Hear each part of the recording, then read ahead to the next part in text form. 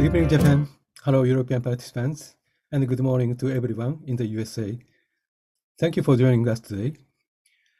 We'd like to start the IEA-METI-RIETI conference on new thinking on industrial policy.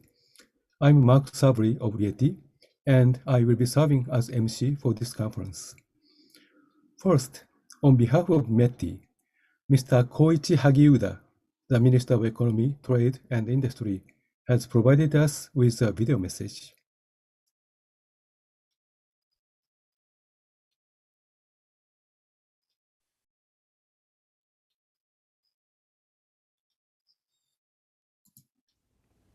I am Hagiuda Koichi, the Minister of Economy, Trade, and Industry. It is a great honor to welcome all the distinguished scholars and government officials from around the world in Japan attending today. I would also like to extend my sincere thanks to our co-hosts for today's meeting, Mr. Roderick, President of the IEA, and Mr. Yano, Chairman of RIETI. I'd like to say a few words about my hopes for today's meeting. With COVID-19 and Russia's invasion of Ukraine, our economies and societies are standing at a major crossroads. It is fair to say that the foundations of the international order the world has forged in a spirit of solidarity after World War II are being shaken today. Amid increasing changes in the geopolitical structure and rising concerns over the future of the global economy, we are facing the task of addressing complex issues like supply chain disruption, climate change, widening disparities, and soaring energy prices. Rather than entrusting everything to market competition, the Kishida administration is working toward what it calls a new form of capitalism, in which the public and the private sectors work together to address and achieve a virtuous cycle of growth and wealth distribution. This is motivated by Japan's willingness to lead the global economic and social reforms that address issues ranging from growing disparities and poverty, lack of medium to long-term investment, gaps between urban and rural areas, and climate change to the crisis facing healthy democracy due to a vast decline in the middle class. In light of this, we, the Ministry of Economy, Trade, and Industry, have also been working toward achieving the aforementioned cycle of growth and distribution of wealth through this new form of capitalism. In this connection, we are discussing a direction whereby government and private companies proceed to invest together toward addressing the crucial agenda of our society, including green, digital, and global issues and economic security concerns. We are calling this a new direction of economic and industrial policies. I'd like to achieve this new direction of economic and industrial policies through two approaches. The first is mission-oriented industrial policies, whereby solving economic and social issues for Japan and the world will be undertaken by doing so as a mission. The second is to link these mission-oriented industrial policies to solid economic growth by restructuring the basis of our economic and social systems. Japan is not the only country that is seeing a way of new industrial policies. Against this backdrop, we are joined today by distinguished officials and scholars who are leading the field of industrial policies. There are countless issues the world is seeking your insights on. For example, what are the issues that the market will not be able to solve by itself? Has the effectiveness of industrial policy been overlooked in many countries until recent years? And if so, why? With the situation surrounding our economies and societies changing so significantly now, what kinds of new industrial policies should be devised to respond to the change? I hope that today's discussions, drawing on the vast backgrounds and expertise amongst all of you, will lead to discovering industrial policies that will best serve the world going forward. I will conclude my remarks by expressing my sincere wish that today's discussions will usher in a new age in which like-minded leading figures around the world can join forces and work together to devise and practice new industrial policies. Thank you for your attention. Next, on behalf of the IEA, Professor Danny Roderick, President of the IEA, will deliver opening remarks. Professor Roderick, please. Thank you very much, and good morning, good afternoon, good evening, depending on where you are. On behalf of the International Economic Association, I'm delighted to welcome you all to this mini conference. Many thanks to METI and IEA-METI for this initiative and for asking us to collaborate with them. I think it's a very promising venture. Let me also thank my co-organizer on the academic side of the program, Professor Ufuk Akçit from the University of Chicago, whom you'll see later. He and I were responsible for putting together the academic part of this program. As the minister mentioned, discussions of industrial policy are very much back in fashion, although the practice of industrial policy really has not disappeared. Whether economists and technocrats talk about industrial policy or not, the practice has always been there. But this is an important opportunity where we can be more self-conscious and perhaps more analytical and systematic about how we think about industrial policy and how to make it better. I think it's fair to say that economists are in general not a fan of industrial policies, although this may be changing in tune with the overall change in the economic policy environment. It's not because economic theory doesn't provide rationales for industrial policy. In fact, the rationale in terms of various kinds of externalities and agglomeration effects and coordination failures and so forth, the economic theoretical rationale for industrial policies are very strong. The skepticism has always been in terms of two sets of considerations. One, that about lack of information, that policymakers can never have enough adequate information to target the externalities or the sources of problems that require industrial policy in the first place.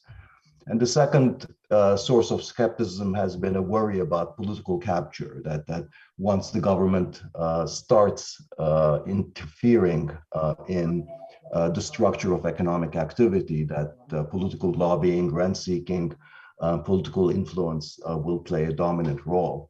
So interestingly, I think the debate in economics about industrial policy has been carried out much more in terms of these practical considerations of informational failure and political failure.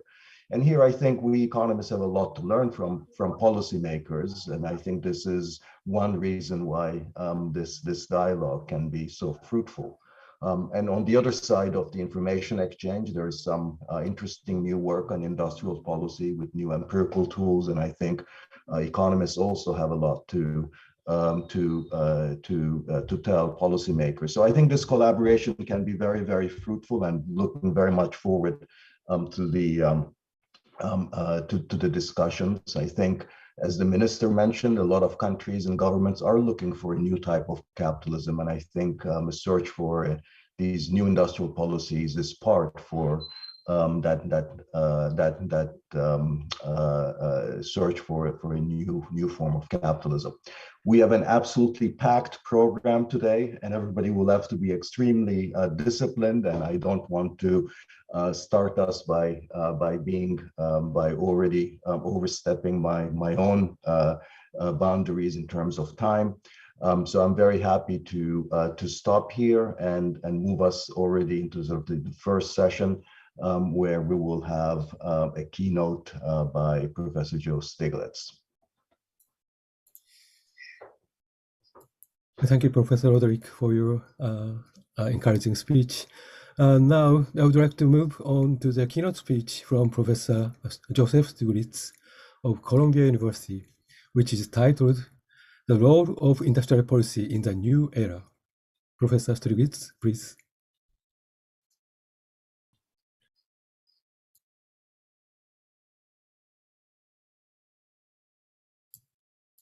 Professor, you're mute. Yeah. Let me congratulate you on holding this session, and Danny for helping, for organizing it. There have been a confluence of factors that have led many countries around the world, even including the United States, which was one of the opponents of industrial policy, telling other countries they should not engage in it, even as in a hidden way they continue to do it within the military. A confluence of factors has led to industrial policies, or sometimes called industrial strategies or economic strategies, formulated by government, taking center stage.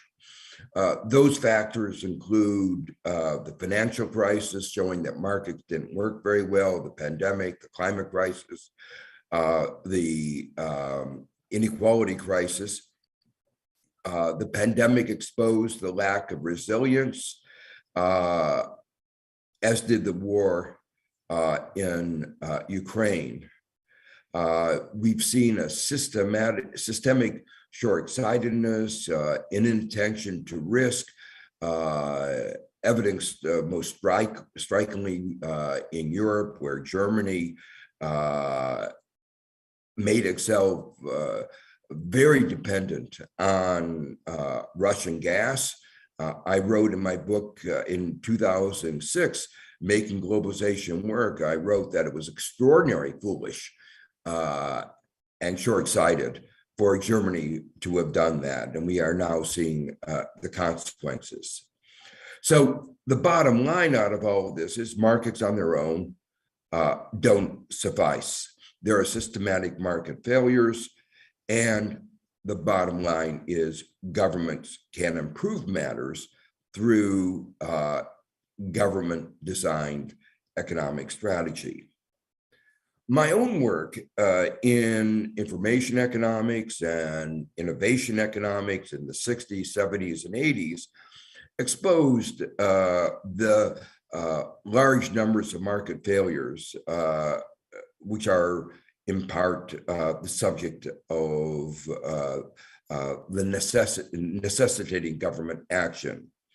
And that work was reinforced by my work for the World Bank, supported by the Japanese government in the project, the East Asia Miracle Project, at the end of the 80s and early 90s.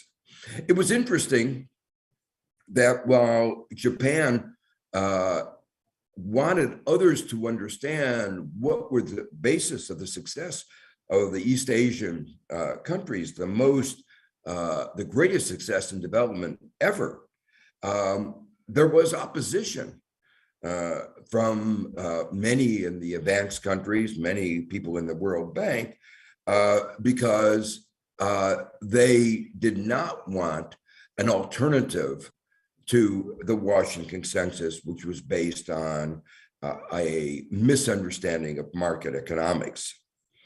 Well, the interesting thing is that industrial policies have not been discredited by experience, by theory. They've been discredited by ideology. the kind of argument that one of my predecessors as chairman of the Council of Economic Advisors is attributed to have said, it doesn't make any difference whether a country makes potato chips or computer chips, illustrates the hostility towards industrial policies and a view that today is widely rejected. In the short time I have available, and I want to stick to, there is a PAC program, I want to make 4 brief points. The first echoes what Danny mentioned. All countries have an industrial policy. It's just that some countries don't know it. The United States had an industrial policy supporting, for instance, an expansion of derivatives. We also had an industrial policy that was embedded in the Defense Department.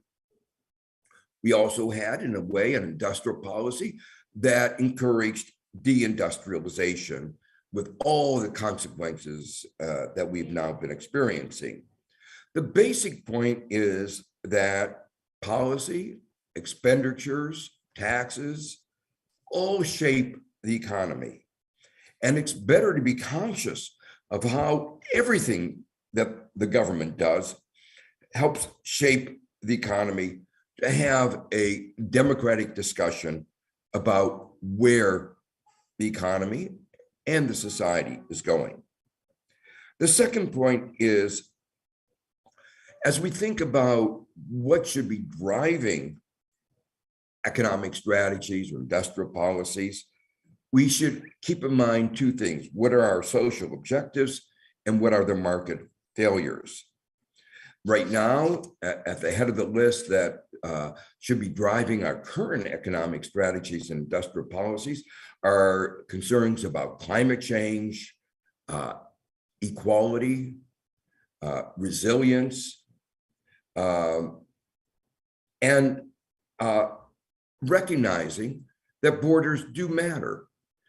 In the decades following World War II, we created a view that we should be working, striving for a borderless world. And economic policy was often based on the notion that we were about to achieve that kind of borderless world. But beginning with President Trump, we began to realize that borders do matter. The vaccine nationalism that was exhibited, unfortunately, by many countries, including the United States in the midst of the pandemic, shows again that borders do matter. And now, as we face a food crisis, and many countries are putting on export restraints, again, we're seeing that borders do matter. There are a large number of market failures, which have to be at the center of industrial policies. The failures in capital markets are key aspect that was emphasized by Mazzucato in her book, Entrepreneurial State. Another aspect of market failure, which is important, is the widespread discrimination, both race and gender, that marks many societies. And that brings me to the third point I want to emphasize. The design of the programs of the industrial policies has to be focused around doing double, triple duty. We have limited resources, limited instruments, and we have to make sure the instruments and the expenditures address as many of the social objectives as we can. So one of the things that has pleased me as the United States government and Biden administration has begun to talk about, discuss, think about industrial policies is that they're thinking about how they can make those policies also advance concerns about discrimination, equality, and hopefully the green transition. The fourth, I want to spend just a minute on the concerns that Danny raised at the end of his remarks about the opposition to industrial policies is not based on economics, even though it comes from economists.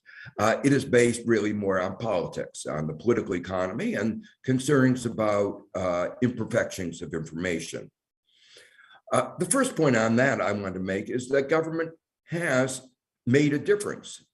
It's made a difference in the United States. For instance, in the 19th century, our industrial policy was appropriate to our economy at the time, an expansion of agriculture, increasing productivity of agriculture through agricultural extension services. In the 20th century, it was focused around DARPA, the internet, and the East Asia Miracle Project that I talked about before in East Asia showed, I think, unambiguously that government industrial policies made a difference there. So the fact is that governments can make a very big difference. And that is even true given the political economic concerns that Danny raised, and the imperfections of information that are inherent. So that leads us to the question of the design of institutions that reduce the likelihood of these failures. And there are many aspects of this. In the 45 seconds I have left, let me mention just a few. One of the distinctions, sources of success of East Asia, I think, was a focus on access to credit versus giving away free money. Part of that, for instance, is ensuring that those receiving support give the government the warrants so that people participate in the upside as well as the downside. Transparency, peer review, engaging civil society, all of these are instruments by which we can mitigate the downside political economy risks that are talked about. In short, I think we've learned a great deal about how to make industrial strategies work, and work not just for the special interest, but for our society more broadly.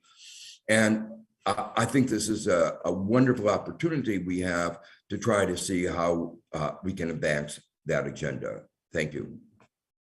Thank you very much. Thank you, Joe, and also for sticking to 10 minutes. I hope you will stick around and participate in the rest as much of our discussion as much as you can. The way we organized this event is actually by having now two sessions in sequence. One where we will have two policymakers make some brief remarks with discussion and comments by academics, followed by another session where two academics will make introductory remarks with comments from policymakers. So let's just move on immediately to the first of those sessions. We will have Mr. Hirohide Hirai, who is Director General of the Economic and Industrial Policy Bureau of METI, followed by Ms. Donna Leong, who is the Director of Analysis at the Department of Business, Energy and Industrial Strategy of the UK. And they will each have 10 minutes for their comments, and then I'll introduce the academic discussants after their comments. Mr. Hirai.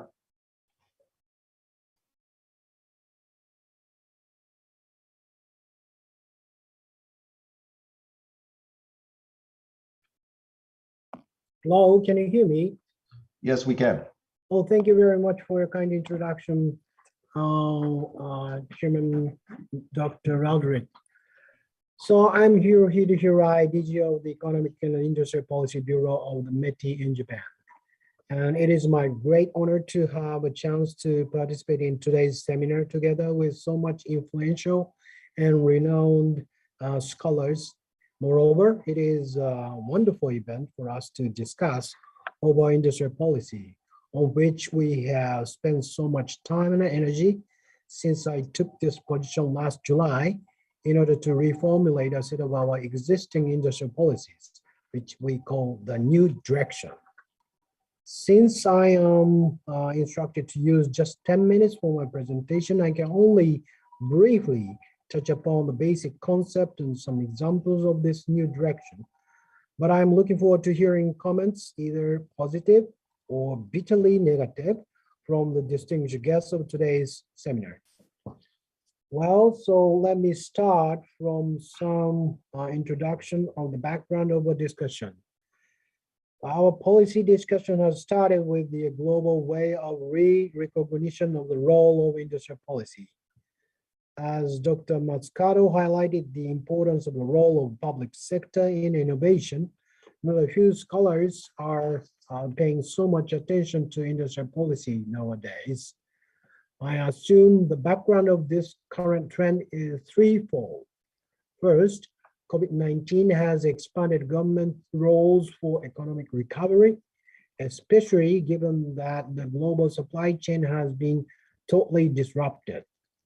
Also, significant externalities of capitalism have been realized, such as climate change and economic disparity. Furthermore, challenges or rivalry against capitalism, such as authoritarianism, have emerged in the world.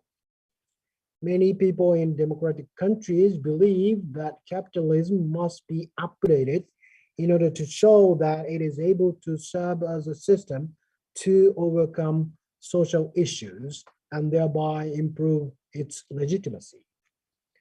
Given these backgrounds, major economies have started, or at least have been considering, large-scale and long-term industrial policies when we started our discussion in 2021.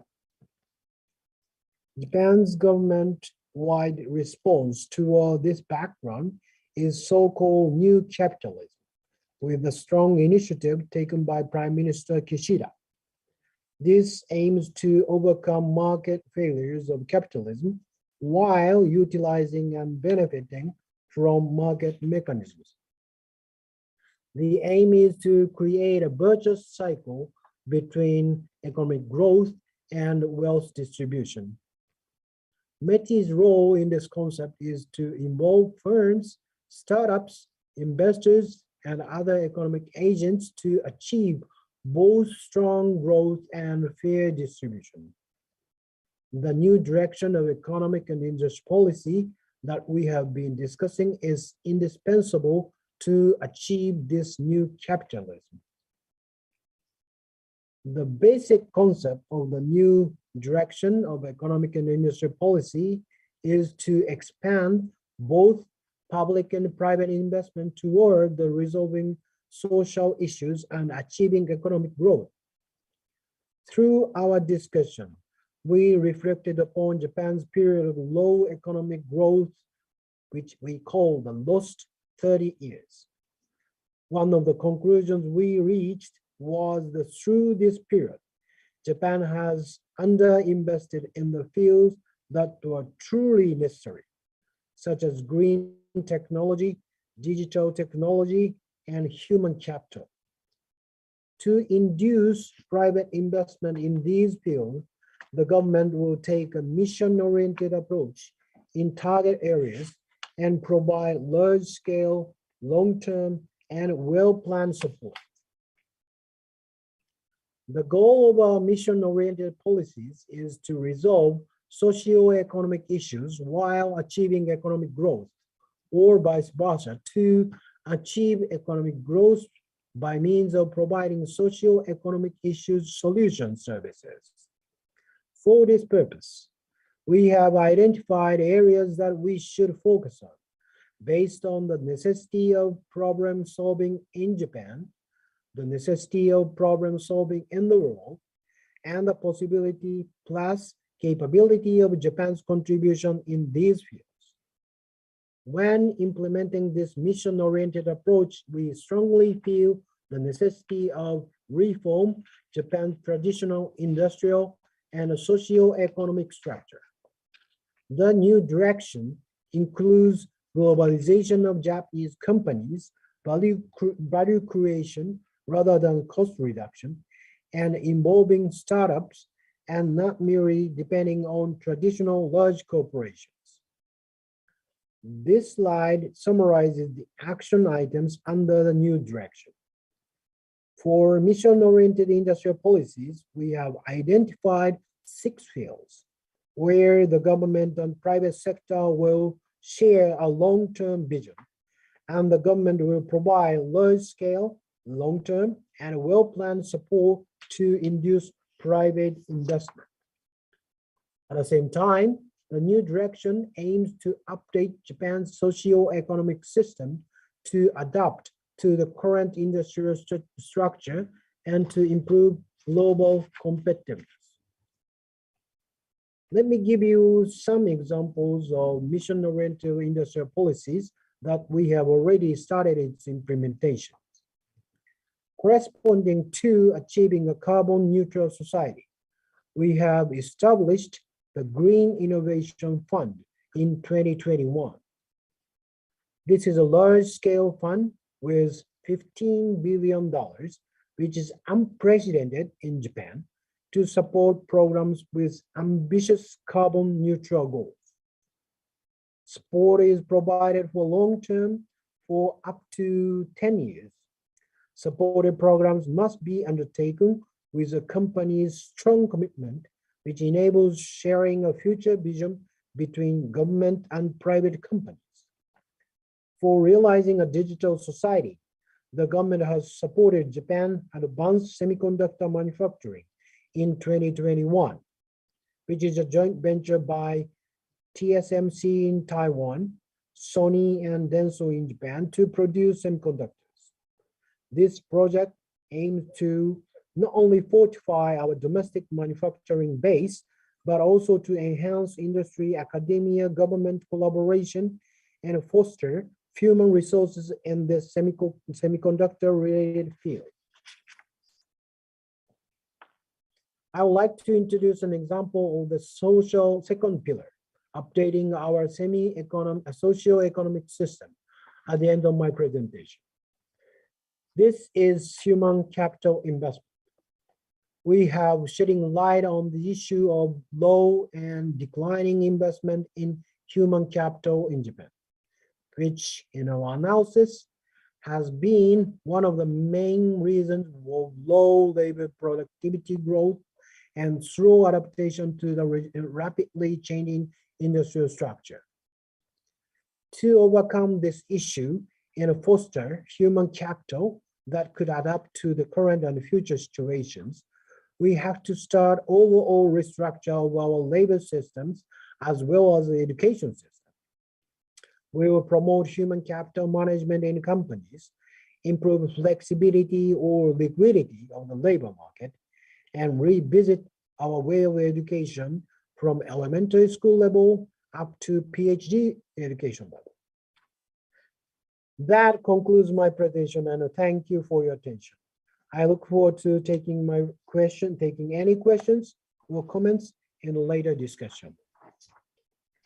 Thank you, Mr. Hirai, for packing so much into a limited amount of time. Let's move on to Ms. Leong. Hi, I'm just going to see if I can share my screen. Hang on.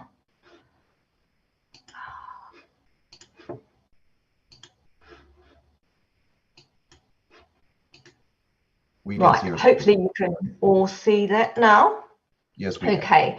As the introduction says, I am the Director for Analysis at the Department for Business, Energy, Industrial Strategy, and I'm very pleased to be here among such an illustrious company to talk about UK industrial policy. And I'm very struck, I think, from the initial discussions about what some of the similarities and parallels are in terms of both the history of UK industrial policy and where we are thinking about going in terms of the future. In terms of the starting point for thinking about the UK, it is our relatively weak productivity performance. We have a long-standing productivity gap for France, Germany, and the USA, and we've also had a much more severe productivity slowdown than other G7 countries. And I think the Bank of England's recent historical series suggested that we had just had the worst decade of productivity growth for nearly 200 years. So that's obviously been something which the successive UK governments have been concerned with, and that has led to a series of policy initiatives over the past 20 years.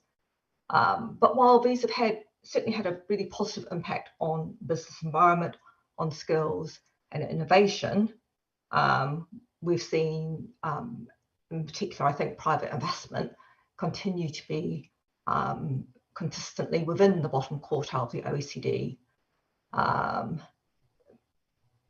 So overall, I think what we would see is some productivity catch up over the 1990s and early 2000s, but since the late 2000s, progress has gone into reverse.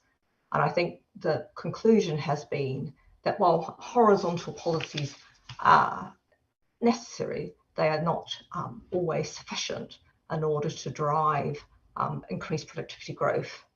And in particular, I think the focus that perhaps Stiglitz's alluded to about that worry about picking winners has certainly led to that focus within the UK. And looking forward, I think we've identified perhaps a greater need to identify not just on the what, but also who in particular sectors, the institutions that we have in place, and why we've been establishing some very successful macroeconomic policy institutions, most notably the Bank of England and the OBR. Certainly on the microeconomic front, we've probably been less successful. And I think finally, and something here I think we have in common with us, is that question about where, and in particular that focus on place, and the importance of place, and indeed the history of a place in terms of thinking about productivity, local productivity performance. So how has the UK's approach changed?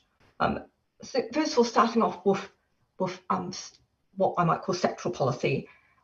Here, the recent plan for growth looked at a number of different factors here, both future growth potential, our strategic government objectives, in particular, I think net zero and levelling up, but also I think where can government generally make a difference in terms of where are their market failures, where are there missing markets, and I think the other factor here mentioned infant industries, where we have new markets.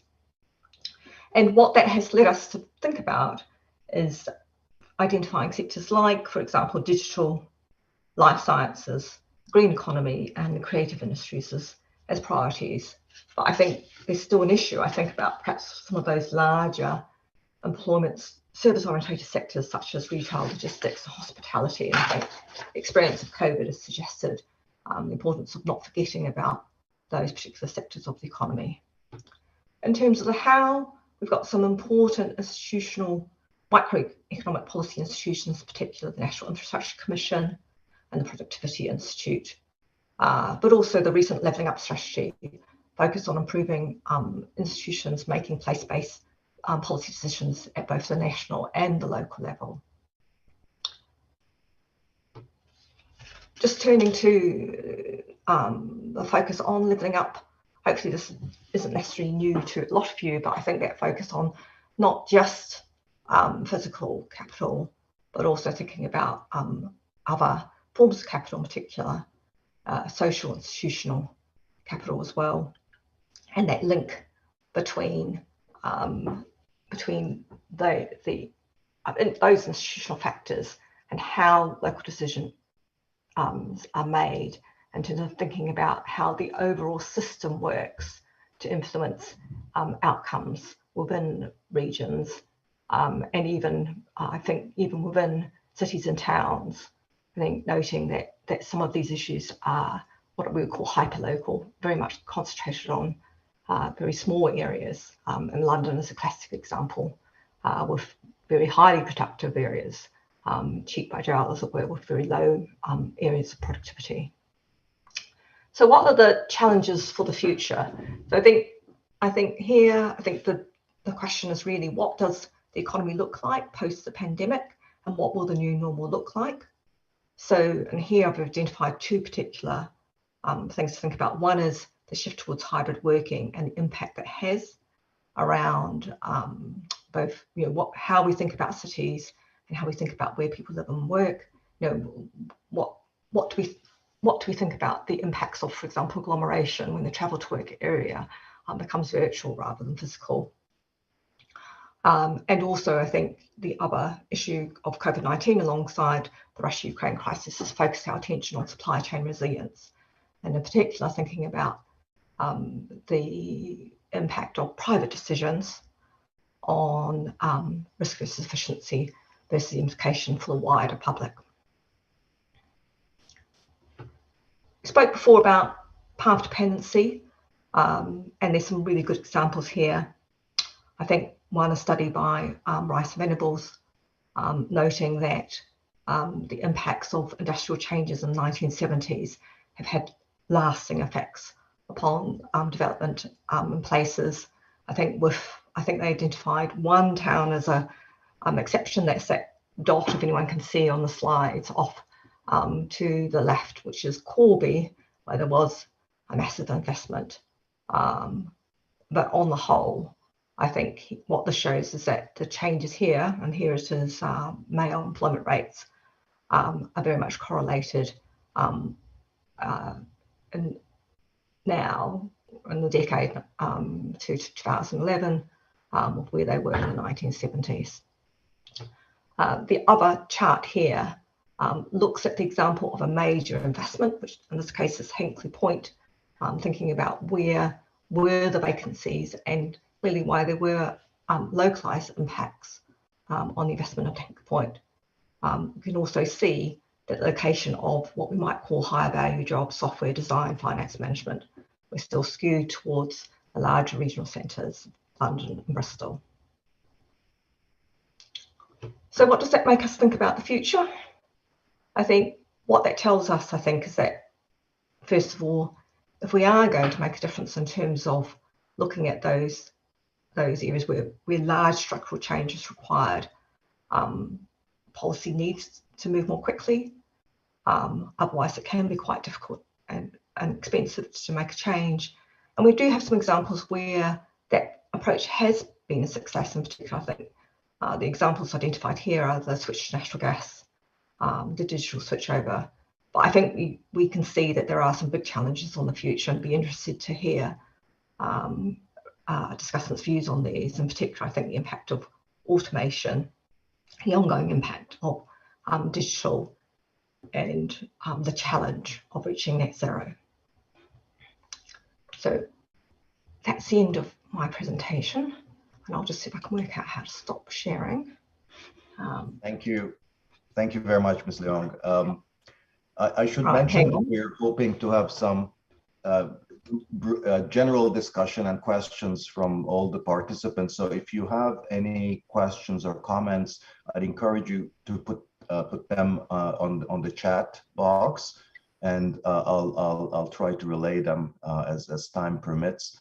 But let's first move on to our two discussants.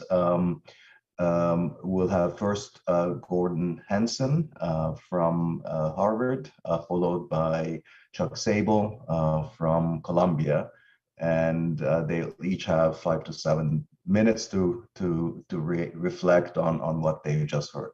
Gordon? Thanks very much, Danny, and thanks also to Ufuk for inviting me to participate today. This is an exciting conference about an absolutely fundamental set of issues that many economies are confronting. And it's also kind of an important moment of reckoning for the economics profession as we realize, one, our opposition to sets of policies that are fundamental for addressing the deep challenges that we face as society, and two, try and acquire some much needed humility as we think about effective policy design and implementation. I'd like to thank Mr. Arai and Ms. Leong for their kind of penetrating, cogent presentations, which characterize the broader objectives of industrial policy, first in the Japanese and then in the UK context, and then thinking carefully and thoughtfully about how one goes about designing and implementing such policies. I want to make two brief points in my few minutes. First is to think about the purpose of industrial policy and what I learned from their two presentations in that dimension. And second, thinking about what we know about the successful implementation of industrial policy. So on the purpose, the starting point here is what, for me, is what Joe Stiglitz said about the importance of defining social objectives. When it comes to industrial policy, one source of concern is the sense from national policymakers or national political leaders is that industrial policy can be all things to all people, that a single policy is going to be successful in enhancing prospects for economic growth, reducing the carbon content of consumption and production, and reducing economic disparities. If we think about what Mr. Hirai mentioned in terms of the externalities of capitalism, and we think about what Ms. Liang said about the importance of the who, the where, and the how of industrial policy, I think it becomes apparent pretty quickly that you can't have a single policy which is going to accomplish all of those objectives.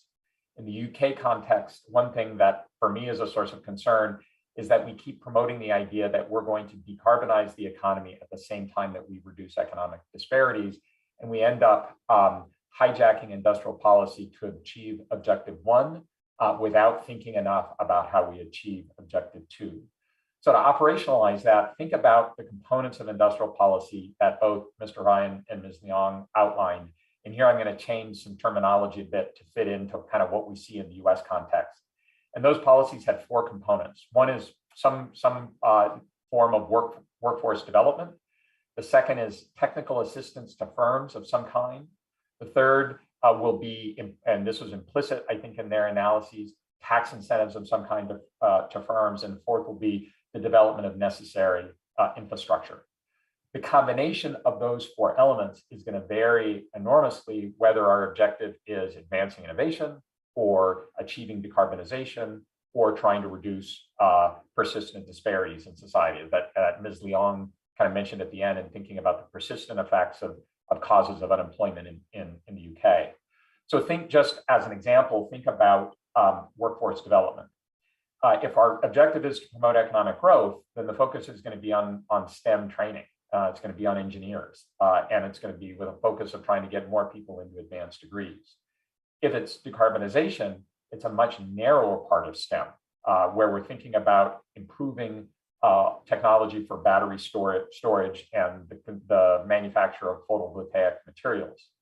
When it comes to economic disparities, however, we aren't talking about the frontiers of training and education. We're talking about what folks in the middle of the earnings distribution need, and that's typically vocational and technical training, and that will occur in large part in non-4-year college institutions.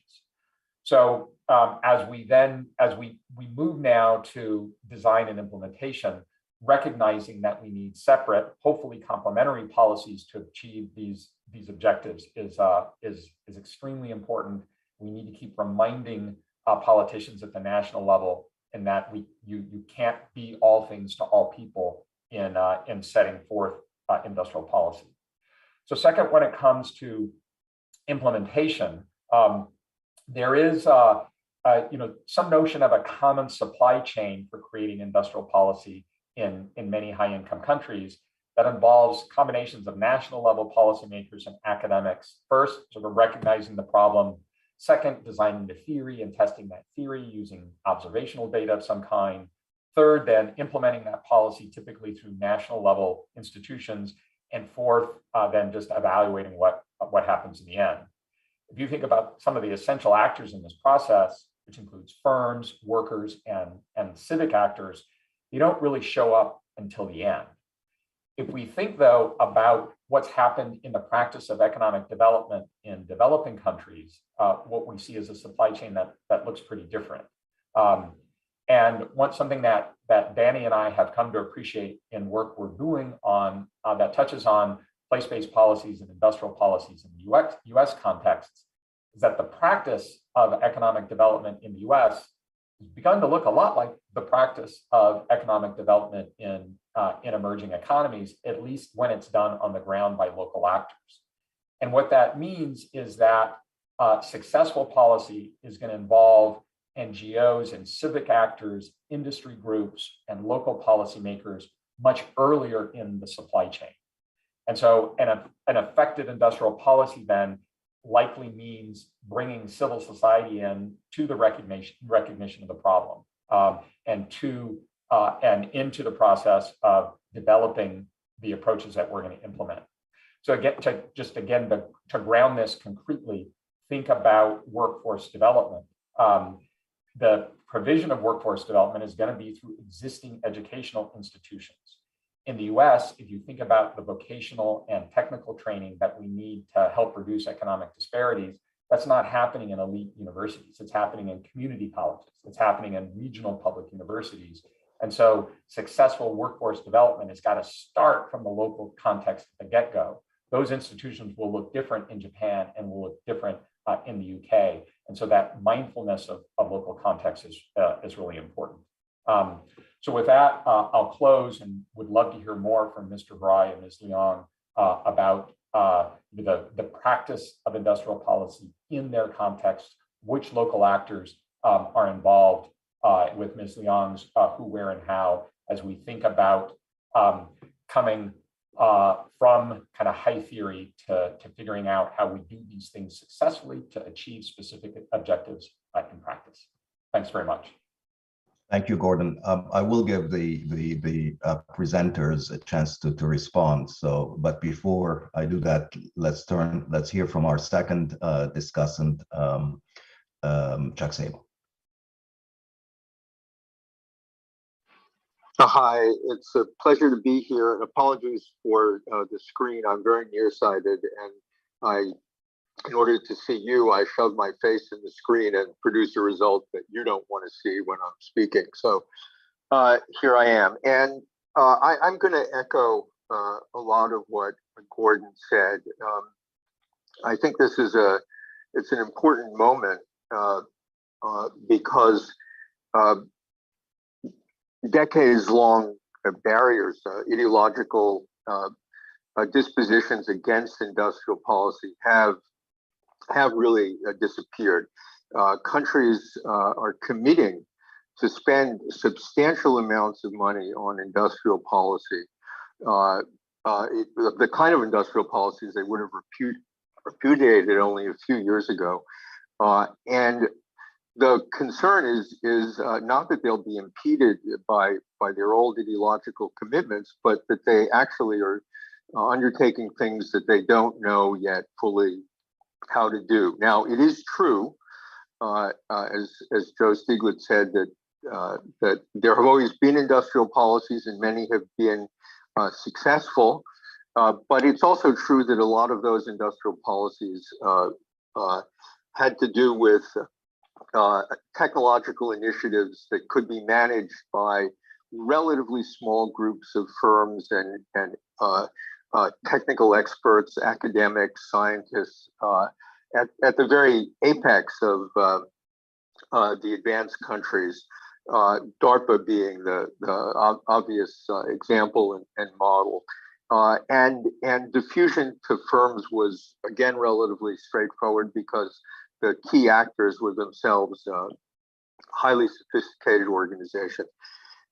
Many of the things that are now rightly being understood as industrial policy, having to do with the green transition, having to do with addressing the effects of accumulated poverty, as in the Leveling Up program, are, in contrast, place-based. They only will succeed if local actors can adapt general ideas to their circumstances, and just as important, if local actors can learn in many cases, can learn a set of competences, ability to coordinate with each other, with national, regional and national organizations that they're not accustomed to doing. And those local actors can refer to firms doing new things as much as workers acquiring new skills, local governments doing new kinds of planning, both to facilitate development, to facilitate a green transition, and to be more inclusive. these are enormous demands, and even supposing, which I don't fully, but that we had somehow automatically accumulated the tacit knowledge needed to do the kinds of policies that are going to be required at the top to finish producing green steel, to go to green concrete, to diffuse e-vehicles, even assuming that we had more fully mastered those things than we have, we would be faced with the challenge that Gordon posed, and which is implicit in the very idea of Donald Young's leveling up, in the British government's program of leveling up, which is again a program of inclusion, broad-based economic development, necessarily contextualized, and it is common to both the advanced countries, and as Danny and Gordon were saying, and to developing countries. So I think that what makes this moment perhaps dangerously unique is that very substantial governments, political parties, societies are placing a bet on something that they had regarded as, for confused reasons, as too dangerous to do. They're doing it for very good reasons. It has to succeed. And the challenge is figuring out how to make it succeed as we undertake it. If you look under the hood at the next generation EU, at, I'm afraid to say this, at the concrete plans for leveling up, at the green transition, or what's left of it in the United States, you find that the road ends just at the point where it starts to incline, and a bridge needs to be built towards a more localized, place-based, participatory future that we need, but and whose general principles we understand, but we have to invent as we're building. Thank you. Thank you, Chuck. So I will turn back to Mr. Hirai and Ms. Leong to give us some thoughts on these reflections. As I heard them, there are lots of questions, but the one that sort of stick with me is one question about whether we have the mapping between the objectives and the instruments right, that we have many objectives, from the green transition to inclusion to fostering the digital economy and resilience of supply chains, and the question of whether we need to think about each one of these separately and with different kinds of instruments.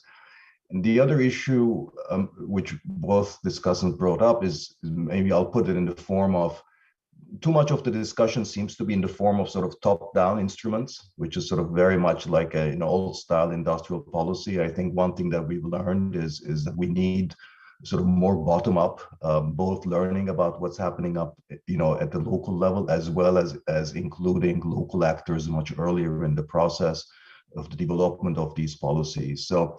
But let me, and one question that Joe Stiglitz asked in the chat box that I'll just also raise, the World Trade Organization has not been mentioned. Do you see the WTO and its disciplines in any way as a constraint on any of this? So with that, Mr. Hirai?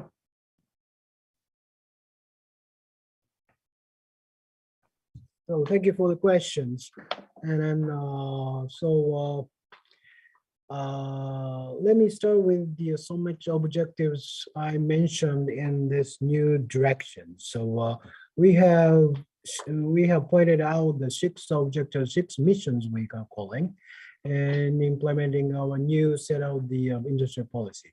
They are totally different from each other, and then they are all those socioeconomic problems we have to resolve, we have to solve, not only in Japanese wide, but also worldwide. And then I believe the rationale to implement that kind of industrial policy is because if there is such a big needs there, there should be a big market there. And if we can solve that kind of the problems by providing our new products or new services, then that would make us a good chance to achieve economic growth. So that is the things we are in mind. So that is the first things I would like to comment on. And another answers to the questions, which is very difficult for me to answer. So we believe the such a multinational mechanism of the World Trade Organization is critically important for us to have a better trading system. So we believe in that such a World Trade peaceful dispute mechanism, or in order to solve that kind of disputes, we need a set of the rules. So we still believing in that some trade rules and disputing settlement mechanism, even though the current WTO system is not working. So we have to make it another alternative in somehow. But I'm sorry, I'm not genius to say this is the alternative. But somehow, even though we cannot have such a good multinational mechanism, but we may seek another form of maybe say plurilateral trade set of the trade rules or dispute mechanism, or maybe the bunch of the bilateral trade rules and dispute mechanism could replace those multilateral mechanisms. So we have to anyway to make every effort to have kind of those mechanisms replacing the current WTO multilateral trading system. That is the belief, and that I'm not sorry. I'm sorry. That is the good answer to your question, but my comment is that.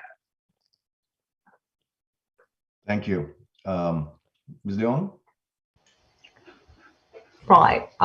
Yes, I thought there's a lot in those comments, and thank you, Danny, for summing them up. I think quite succinctly. I think I'm not going to comment on the WTO, not least because we are the Department for Business and not the Department for Trade. But I think there is obviously thought within the UK around how do we use our newly formed ability to negotiate free trade agreements to seek opportunities for the UK economy, as well as I think thinking about perhaps those wider ambitions, for example, on climate change. On objectives, I think there's sort of a question there, isn't there, around we were in setting out those objectives, are we recognizing all the trade-offs that are there? I think the argument here around what those potential trade-offs on has certainly moved on from when I was very much a junior analyst, and seeking very much the assignment of one lever to one policy objective, and another macro was for macroeconomics, micro policy for distribution, and never the twain shall meet. And I think now we are looking for cases where perhaps we can see perhaps self-reinforcing issues. I think Hirai mentioned innovation, the green economy. If we are to perhaps escape perhaps some of the more obvious negative trade-offs, the answer will lie in innovation. And where does that come from? I think that is a question for the whole economy as it seeks to alleviate the effects of climate change.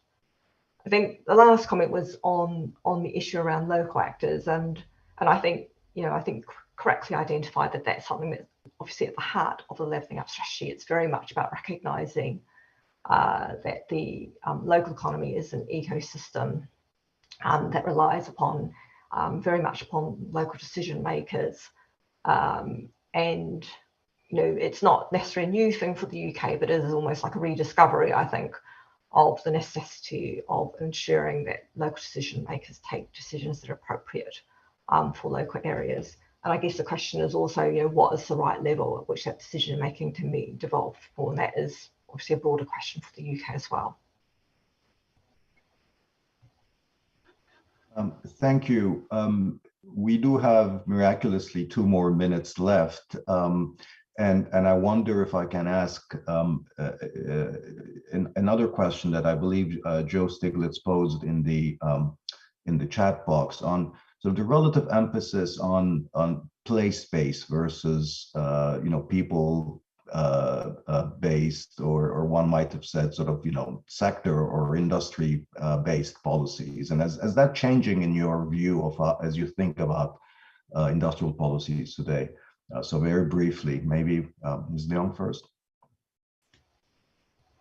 I think that the levelling up strategy is a recognition that the two are intertwined.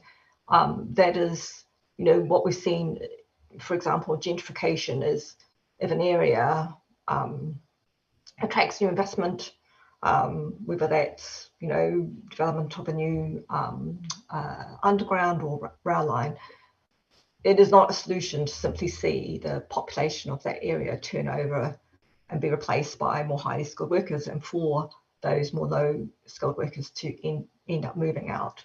That of itself, I don't think, delivers, the government's objectives from levelling up. So I think the short answer is I think we're recognising that it is not right to focus on one or the other, but to recognise that both are important. Thank you. Did you want, Mr. Hirai, would you want to add something on this? So the answer from me is, maybe the question to the answer is yes and no. Yes, maybe we are not focusing on the industry is in the conventional way of using the terms. So we are now focusing on, say, such a heavy industry or light industry or whatsoever. So but still, we would like to still put an emphasis on the new set of the industry, like green transformation industry is a kind of group who we expect them to achieve a new set of the solution for that the socioeconomic matters. So like in this to make a resilient society, we would like to form a new industry group like a resilient industries. So in that sense, we are still focusing on the industry group, but the way of using term is totally different what we use the term of the industry group, or that is maybe the answer to your question. Thank you. No, that's very, very helpful. Let me thank all the speakers for this session, and let me turn now over to the chair of the next session, Mr. Watanabe. Thank you, Professor Roderick. Now we're going to enter session 2. In our session, we'd like to discuss based on the presentation from academic researchers. And in this session, we have 2 speakers, Dr. Austin Goolsbee, professor of the University of Chicago, and also we have Dr. Josh Lerner, professor, Harvard University. We also have as a discussant, Dr. Tomura Eiichi, professor of Hitotsubashi University. And Dr. Tomura is also a faculty fellow of RIETI. And we also have a discussant from the government policy makers, Dr. Philip Steinberg, Director General of the Economic Policy Department, Federal Ministry of Economy Affairs and Climate Action in Germany.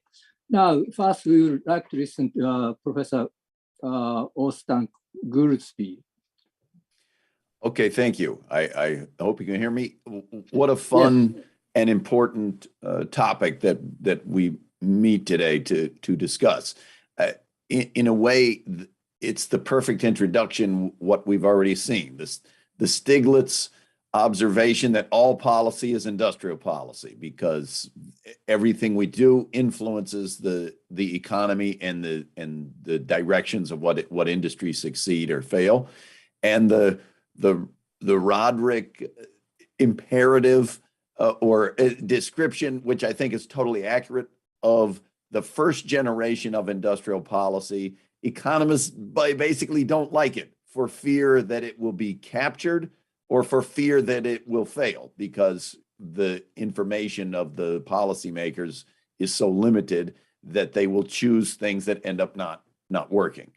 And then the last session basically says, well, this is not your grandpa's industrial policy. We're doing it now. And the new generation of industrial policy is really hopefully about fixing externalities and addressing market failures in a way that maybe other policy won't work. I guess I would like to just make 2 points. And one is about what that new industrial policy is looking like.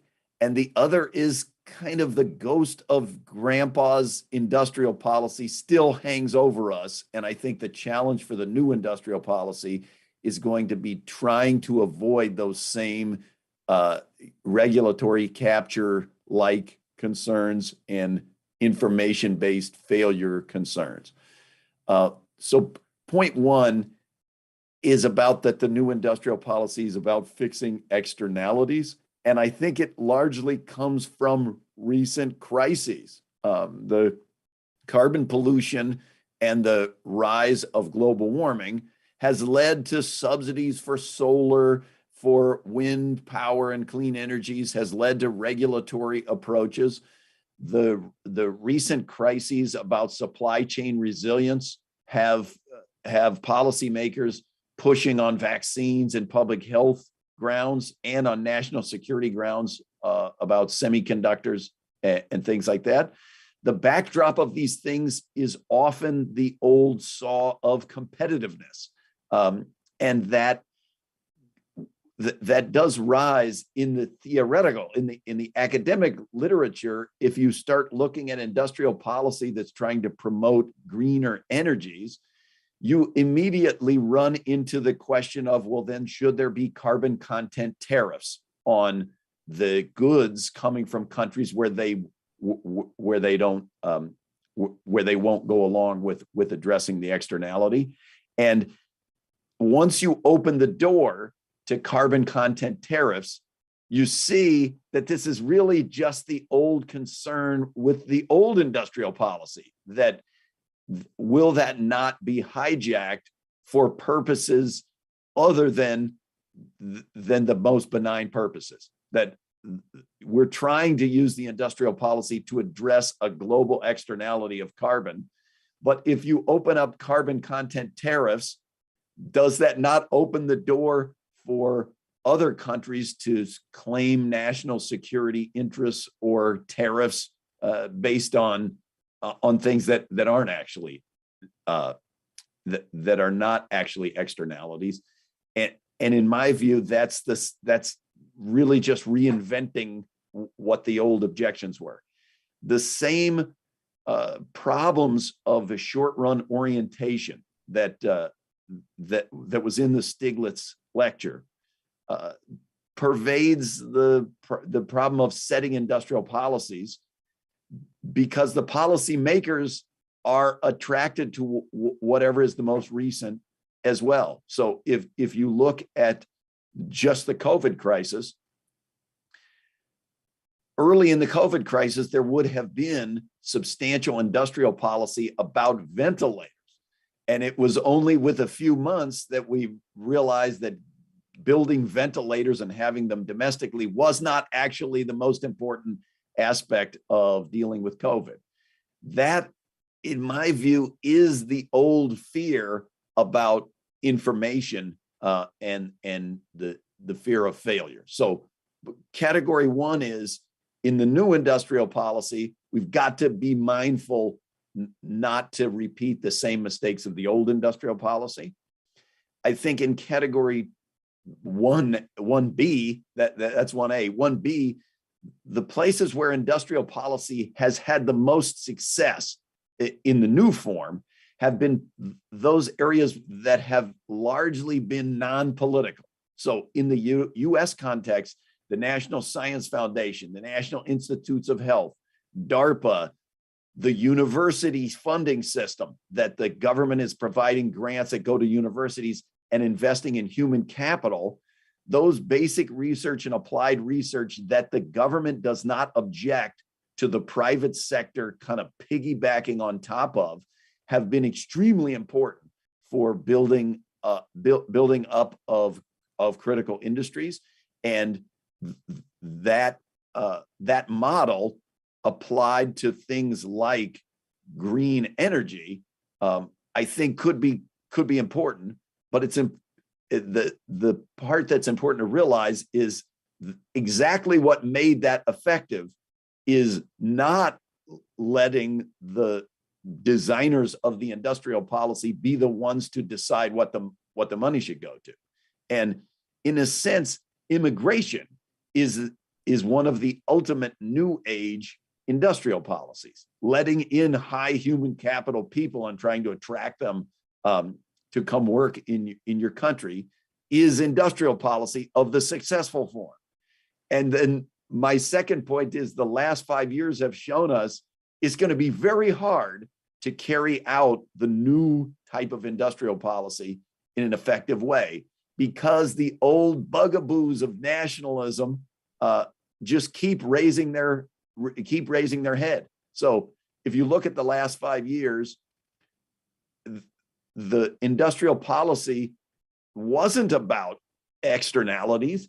It was about just the old-fashioned, let's protect the US steel industry. Let's try to renegotiate NAFTA to get an advantage to US car manufacturers.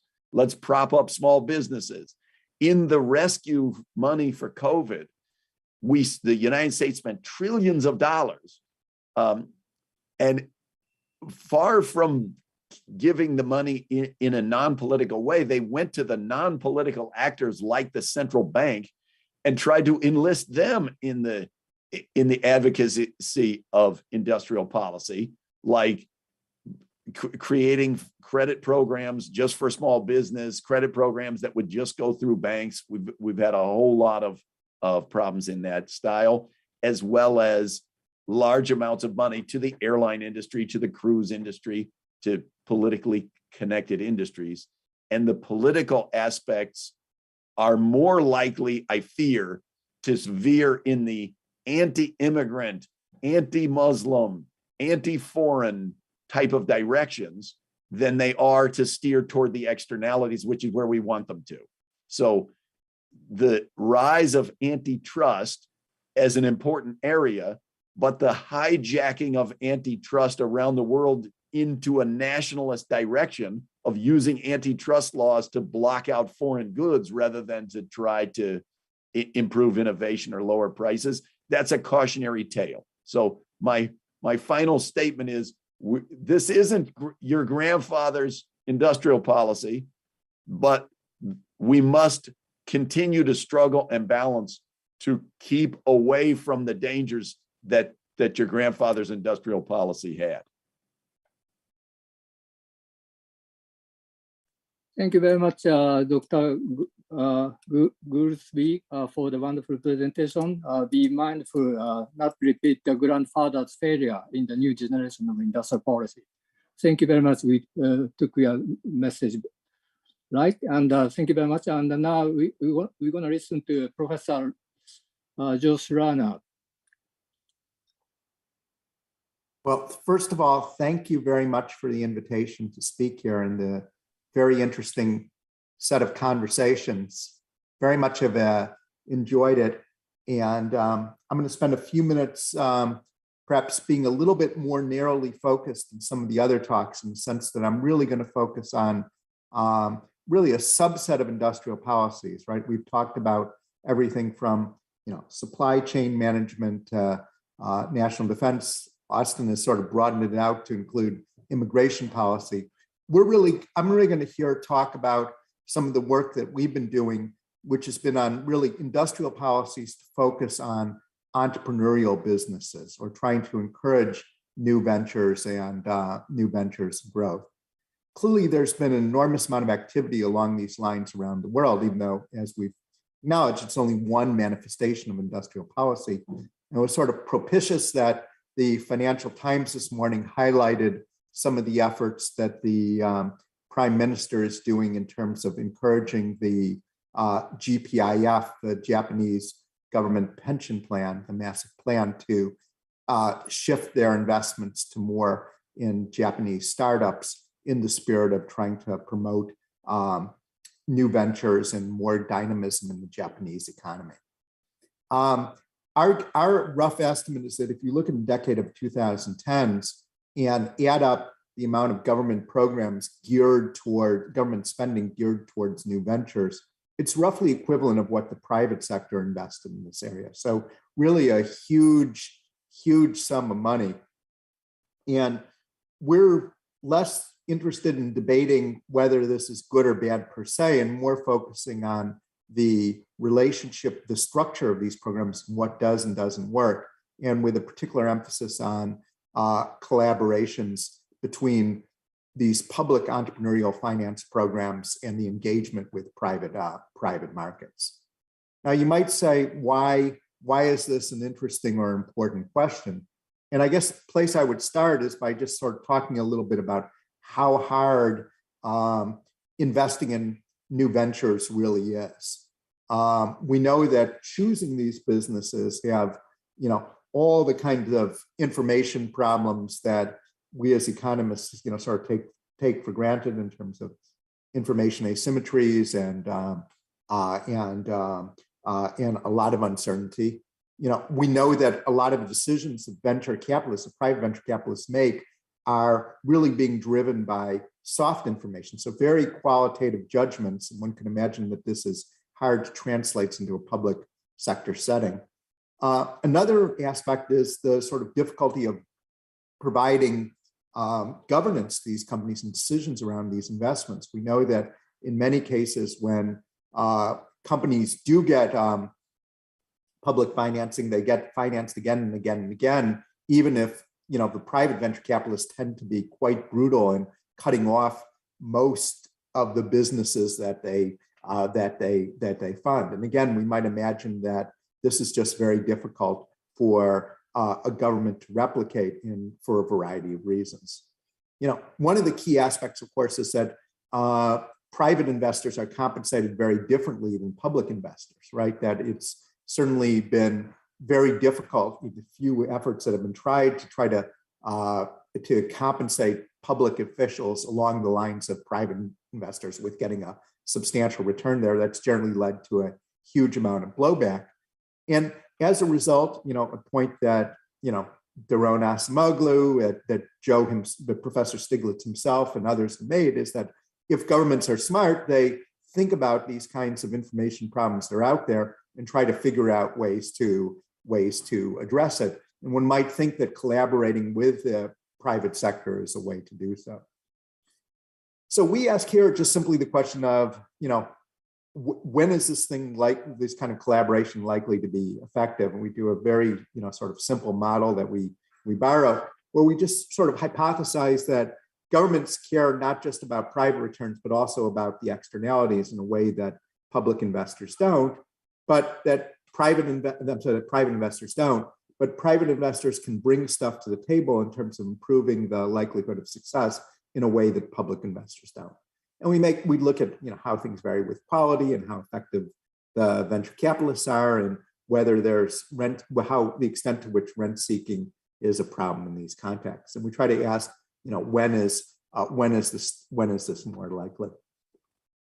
Now, what we do here empirically is a little different from much of the work that's been done. I think when you look at most of the efforts to seriously evaluate public venture capital programs that have been published, at least in the economic literature, over the last decade or so, they've had the flavor often of sort of honing in on one particular program and exploiting some sort of discontinuity or cutoff or other thing, we as economists call this identification, right? And it's clearly identification is important. A lot of good identifiers got the Nobel Prize last year, all right?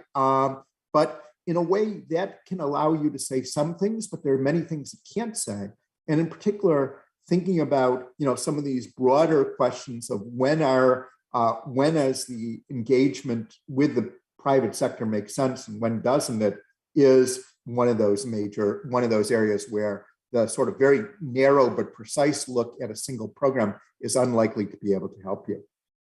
So we essentially tried to create as comprehensive a look as possible at the government programs to fund entrepreneurial businesses around the globe, essentially 750 programs over 25 years in 65 countries. And we try to do a variety of testing just to sort of give a sense of where the money is during this, 95 to 2019 program. Most of the places with the money, with big money is the deep red, right, is the big countries, which isn't really that surprising. Those are the people who have wealth.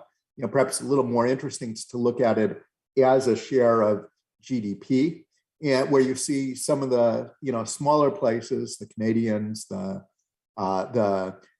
Finns, the Turks, and the like, having more substantial investments in this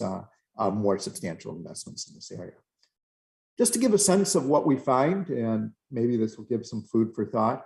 By and large, we do see things which are pretty consistent with our framework, that when governments are more effective, they're more likely to go and involve the private sector.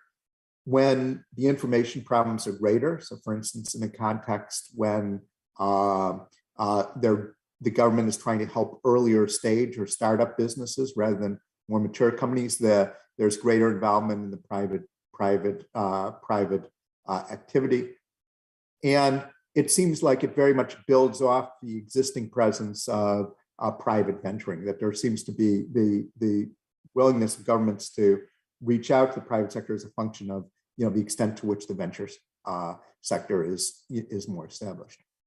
Perhaps more interesting is some of the evidence that we see around the consequences of these programs.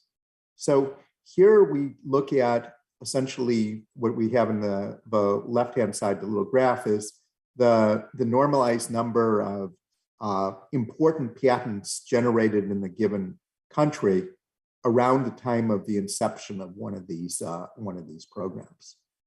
And what one does see is there does seem to be a element of a bit of a discontinuity or a jump up around these programs. If you look more narrowly at patents by young firms, for instance, one sees this pattern even more strongly. So it does give some degree of optimism that these programs can work, and that in particular, thinking carefully about the design of these things and the engagement with the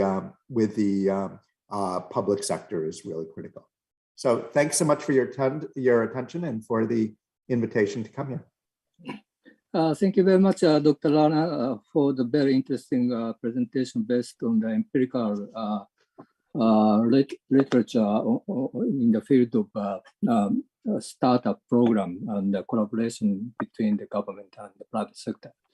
Thank you very much. Now, we're going to invite the discussant. First, Dr. Tomiura Eiichi, Professor of Hitotsubashi University. Okay, thank you for having me here. The government official is supposed to appear as a discussant in this session, but I'm now in academia. But when I was young, I spent several years in the Industrial Policy Bureau Ministry in the early 1980s, so I like to comment on the presentation. But I have no clear objection against the presentation, so I refer to my own research to strengthen the point, and then add my own remark. Okay, share the screen.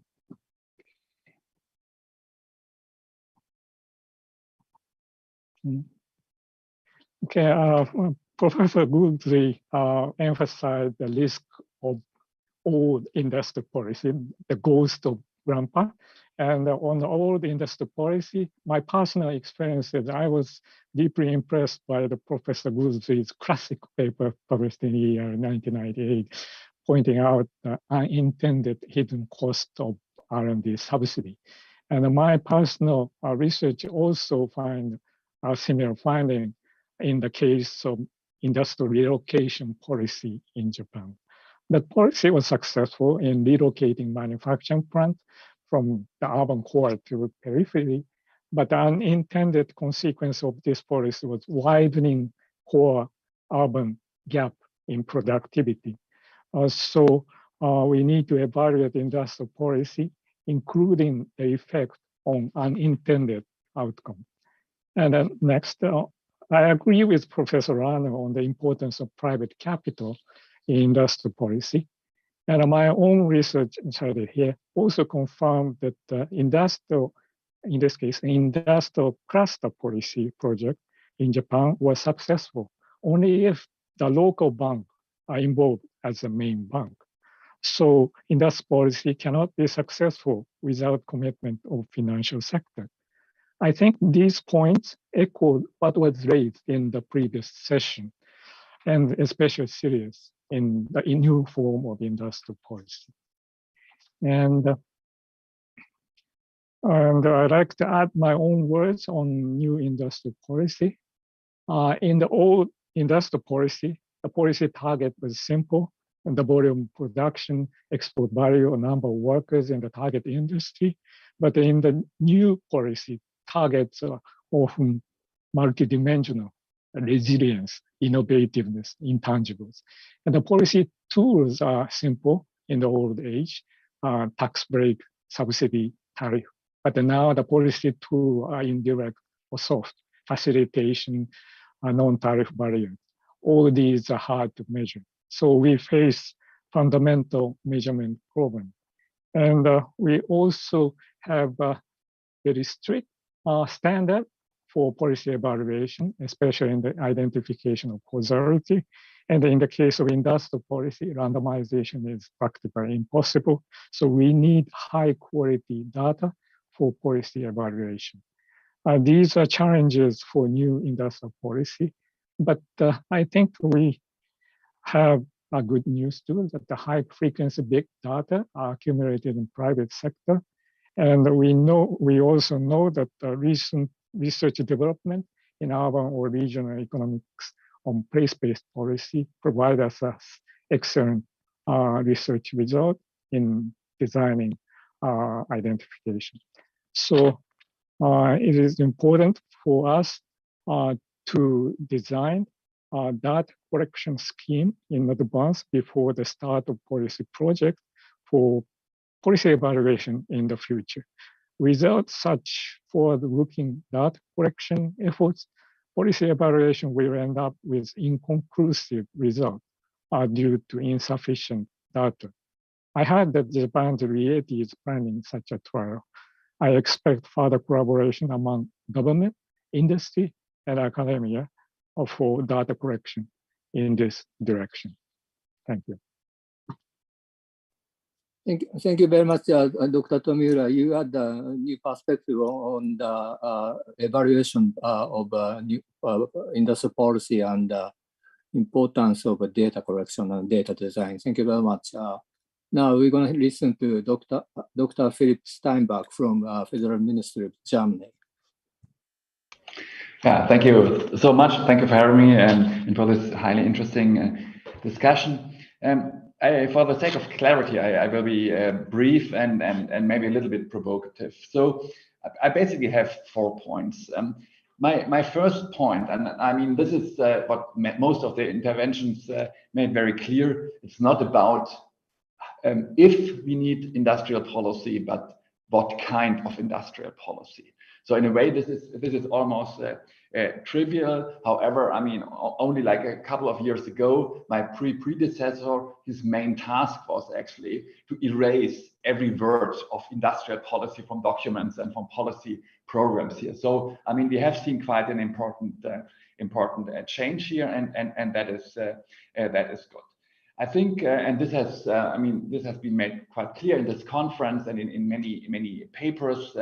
There are a lot of good justifications for industrial policy based on modern interpretations of market failures. And we have heard a few of these, starting with Joe Stiglitz a couple of hours ago. Obviously, we have the question of externalities that has been mentioned quite a few times already. I would stretch it a little bit further, actually, and not only talk about externalities, but of planetary boundaries. So that is basically, externalities is good. If you internalize them, then you can kind of justify everything. We would go a little bit further and say it's about planetary boundaries, because you cannot just do everything on this planet. And then obviously in terms of industrial policy, you talk about decarbonization programs and all kinds of climate mitigation policies. Second, that hasn't been mentioned so often, obviously, is network effects. We have huge network effects in this digital economy. We have positive spillover effects using digital infrastructure, but obviously difficulties to split the costs. And here, once again, industrial policy can help with a lot of instruments. It's obviously instruments which have direct support elements, but also indirect policy measures like cutting red tape and tax measures and so on. In third market failure has been mentioned by Josh and others. Obviously, it's capital market failure. We have finance instruments where the state plays a role, and I would absolutely concur that we need private investors as well, who help us actually calibrate the instruments. And we do this. I'm the head of the German support fund, the Economic Stabilization Fund, and we do work a lot together with private investors in order actually to find the right framework and the right design of our measures. Then we have path dependency, of course, especially in the digitalized economy. And here, and that what hasn't mentioned so much is of course competition policy. I think competition policy goes hand in hand with industrial policy, needs to do this. I think this is something Philippe Aguillon makes quite clear, and this is something we try to actually put into practice as well, because this is important. But then there are other projects in Europe. We are setting up a European hyperscaler we call Gaia X, which actually tries to help businesses to connect together in order to set up this hyperscaler and overcome path dependencies. So this is more or less, you can discuss it, but I think there's a lot of agreement in these times today. But what hasn't been mentioned so much, and when Austin talks about we have this new generation industrial policy, I think it's those, let's say, classical justifications of market failures newly interpreted. I think there's a lot of agreement. But then, at least in Europe, but I would argue in the whole world, there's another reason for industrial policy, which is very, very predominant, I would even call it. And that's something we call strategic autonomy or resilience or even independence. And I think this is quite important. Like now we are in the third year of crisis, 2-year Corona crisis, 1 year of Ukraine war crisis. And I mean, like my government, and I think in the United States as well, in many other countries, is a lot about the concept of strategic autonomy. We are trying to support semiconductors, chip industries, and with a lot of money, we are trying to relocate value chains into our countries. And because we say we need to become resilient, because the international distribution of work, like the classical Philip assumption, doesn't work anymore. And I think there is a point to it, but there's a danger to it, of course. And this leads me to my third point. That is, having said yes, we need modern industrial policy, like Austin said, new generation industrial policy. And there are new reasons motivating industrial policy, especially strategic autonomy. But what is like for a policy maker or policy advisor like me, what is really difficult to say is, so how to determine the right instruments, how to pick the right instruments, and how to calibrate all those instruments. You know, this is really I think the main and the main challenge. And if you agree, like with Matsukato and many of the participants of this this conference, that we need the state back in.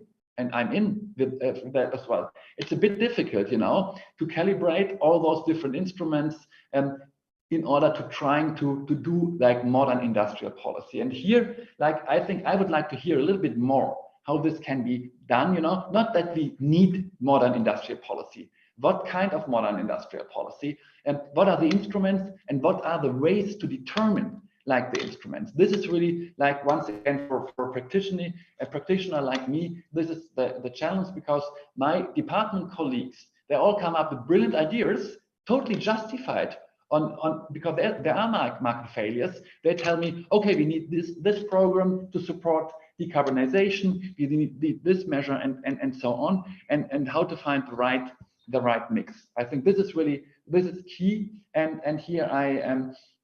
Yeah, maybe we can touch on that in this discussion. My last point is basically on notions. You know, there's industrial policy is tremendously successful as a concept and in practice. So, but where do we delimit it? Is everything industrial policy, which has to do with market failure or a state intervention? Is this it? In Germany, we have a slightly more narrow concept, which maybe helps us to become more clear. But I'm a bit skeptical. What I understand Austin Wasby's point that like industrial policy, as he called it, is successful when it's non-political, like mentioning the science example. On the other hand, I mean, all the areas we have to deal with, they are highly political. So I'm afraid we won't succeed to become apolitical. I think industrial policy is something very political, and we need to deal with it. And we need to not only decide if we need to do industrial policy, but what kind of industrial policy, and what are our prompters, what are the criteria for industrial policy. Thank you very much. Thank you very much, Dr. Steinberg, for stimulate discussion. And before going to the discussion, we have a question from Professor Roderick. First to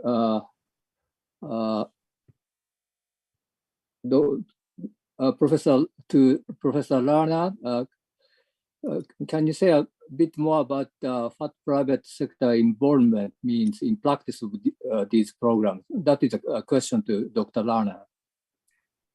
So I guess the way that I like to think about it is that when you have a situation where the government has funding on the one hand and there are entrepreneurs on the other, the more distance you can put between the government officials and the entrepreneurs, usually it's the better. And in particular, that I like to see or encourage people to use mechanisms such as that by the very successful Israelis program YOSMA, where the government gave money to intermediaries, to venture capital funds, rather than directly to entrepreneurs. I think that can lead to better sorting. I think that, in a way, there's also, it often seems to be important to have an element of matching funds involved as well. So if you think about the YOSMA example, they used essentially for every 60 cents that the venture capitalist put in, the government put in 40 cents. And essentially, the idea was that the public funds, were validated by receiving private capital, which could, in some sense, if a public investors weren't able to get matching funds, it probably wasn't that good an investment. And, I think that there are a variety of tricks that people can use, like trying to, give more of the upside to the private sector to try to encourage it. But I think the main key notions are really this notion of give it to people who are somewhat independent, and then, to make their own decisions and to provide, some sort of matching to have validation for the public funding. Thank you. Thank you, Dr. Rana. And the second question is already answered by Dr. Austin about Dr. Goolsbee. The question was how to avoid the capture problem in the program, but Dr. Austin already answered that the peer review may work in their own program. So now let's turn into the discussion on Q&A, and turning back to the Dr. Steinberg's presentation. He, as a practitioner of the industrial policy, and he also brought the European perspective of strategic autonomy and the resilience of value chains, and his issue is how to policy right, put instrument right. So if Professor Goolsbee or Professor Rana has any answer to the issues raised by Dr. Steinberg, we would like to listen to your perspective. Yeah, I thought two things. One, I think there was an insight that Dr. Steinberg raised, which I would kind of characterize as the conflicting objectives, and the fact that think of the Josh Lerner approach of the tricks that can separate the political from the entrepreneurs. Involve things like they're matching funds, they have to go through an intermediary. In the US context of the COVID rescue, we designed just such a policy to be run through the Fed. They wanted to rapidly fund small businesses to prevent them from failing. So they ran it through intermediaries of the banks. But that's not without controversy, because of course that meant that the banks favored their most, the banks first gave the money to their most favored clients, and their most favored clients tend to be very high income entrepreneurs, and we got into conflicting objectives. And the more political, Dr. Steinberg's right, that everything does involve politics, but I guess my only point is that's the hardest part about it. Once everything involves politics, it's going to be prone to get pulled back into the morass that was the previous industrial policy. And his acknowledgement that autonomy, what he calls autonomy, is a big motivator, that doesn't feel different than the previous industrial policy. I think that is the previous industrial policy. That's the kind of fueled by competitiveness, and we don't like foreign things. We want to be able to do it all at home. There is a danger of going too far that way. Can I just build on Austin's comment for a moment, if I may? I think that certainly one of the important aspects is to make sure that the intermediaries can have real financial stakes at it, right? When you think about, the payroll protection program in the United States, in many senses, right, the banks were, basically collecting lots of fees for administrating the money, but he had no real element of, beyond that, of evaluation or link to performance. I think that when you look at, some of the more successful efforts, the government has sort of pushed the private sector to basically putting their own money in and their own money at risk. I'm not comfortable with the programs that just provide some sort of guarantee to the venture capitalists or the other intermediaries saying you can't lose money, the government will just make up for any kind of losses you have. Rather, you really want that kind of alignment of incentives to try to, as much as one can, depoliticize the investment decision and make it much more linked to economic considerations. Thank you very much. and Dr. Steinbach, you have any further comments on the comments by two speakers?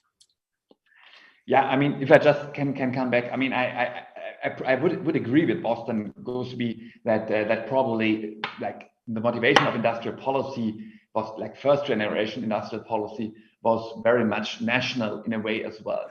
That is probably true. I think what is different now, and this is that we have a different narrative and we have a different story to tell, and we need different answers, because I mean I do believe that the answer cannot be purely renationalization and like a race to ever more subsidies, like what we are doing now in the chips semiconductor businesses, you know, just handing out huge checks in order to attract the high-tech companies. I think that cannot do the trick. Therefore, what we are at least trying to do in order to at least mitigate that is, in Europe we have this concept which is called important projects of common European interest.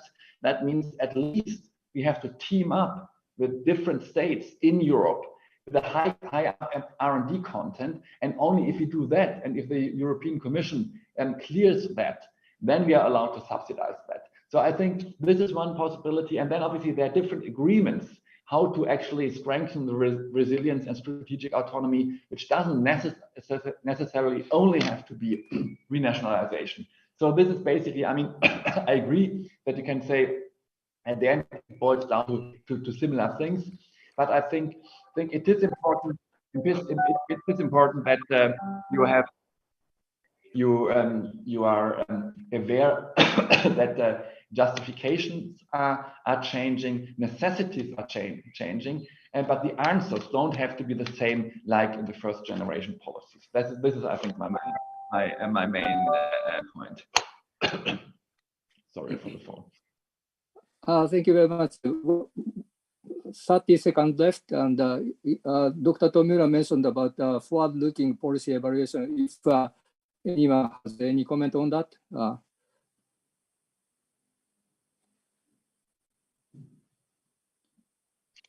Sorry, I just would say it's very hard to look in the crystal ball and predict what technologies are going to be the most important, right? But there's been many examples of governments trying to predict where the technologies are going to go, and most of them have been pretty mixed. So I think that in many senses, you know, trying to do more to sort of set the table and set the broad parameters for entrepreneurship to try to push it over rather than, you know, essentially trying to dictate where technologies are going to go is a humbler but more likely to be successful kind of approach. Thank you. Thank you very much for your comment. And so thank you everyone for participating and contributing. And now the session is closed. Thanks for having me. Goodbye. Thank you very much. Thank you. Yes. Thank you. Thank you very much for all panelists and chairs for session 1 and session 2. And now we'd like to take a 5 minutes break. We will resume the conference at 2:56 p.m. GMT.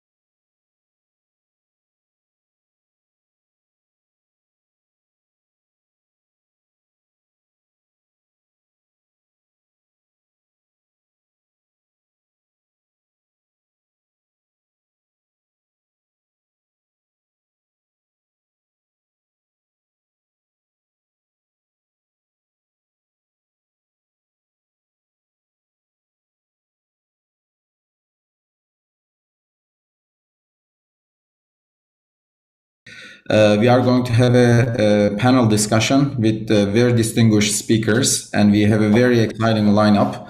So let me introduce very briefly our panelists. So we have Carol Carrado from US Conference Board with us, and we have also Chiara Cruzculo from OECD, who is head of the Productivity and Business Dynamics Division, and a close friend, I would say.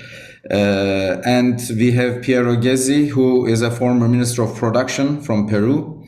We have Hamaguchi Nobuaki, faculty fellow from RIETI. And we have Hirai Hirohide, who was appointed as the Director General of the Economic and Industrial Policy Bureau at Japan's Ministry of Economy, Trade and Industry. So we have very limited amount of time, and we have many people from whom I would like to hear. So that's why I would like to first start with a very simple question which speaks to the theme of the conference.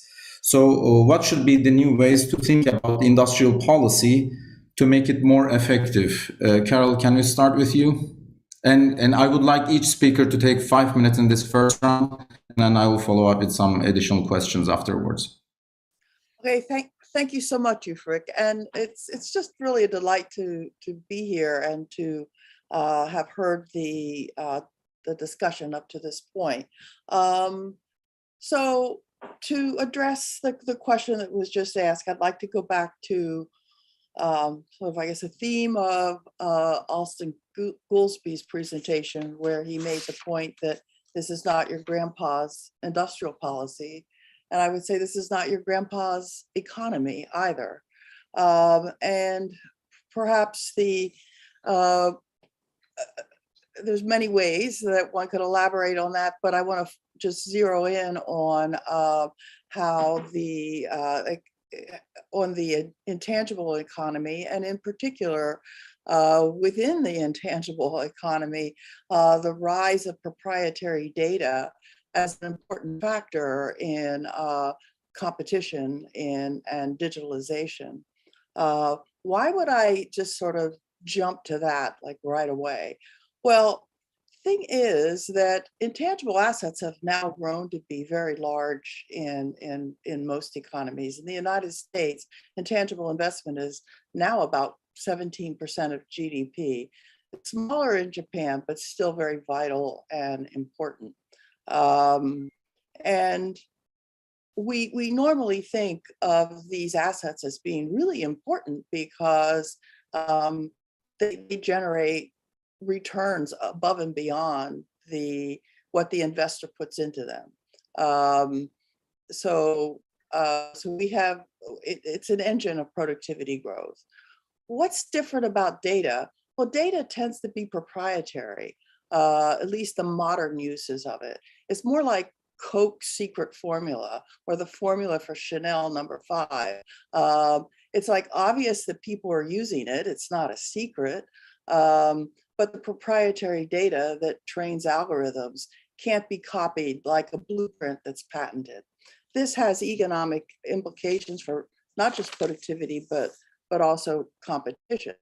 So this means that the framework that we use to set our new industrial policy, it needs to keep these important aspects of modern competition,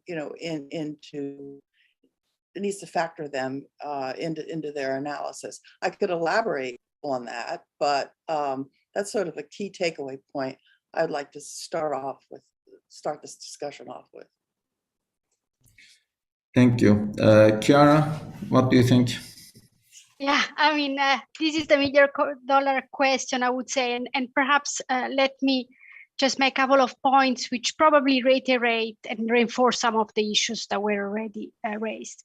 So the first point is exactly the one that was made, that, we talk about now new industrial policies, but I would see industrial policies as an evolving entity because it evolves, with the changes in objectives of policies, but also with the societal, economic, and geopolitical challenges that we are facing. So someone already mentioned, we used to think of industrial policies just for competitiveness and productivity growth, but now we have these new objectives, the green transition and climate neutrality, which is really an emergency, but also, I would say, older objectives like global value chain resilience and energy independence, and then the focus on inclusiveness and the achievement of sustainable development goals. And this is just to mention a few.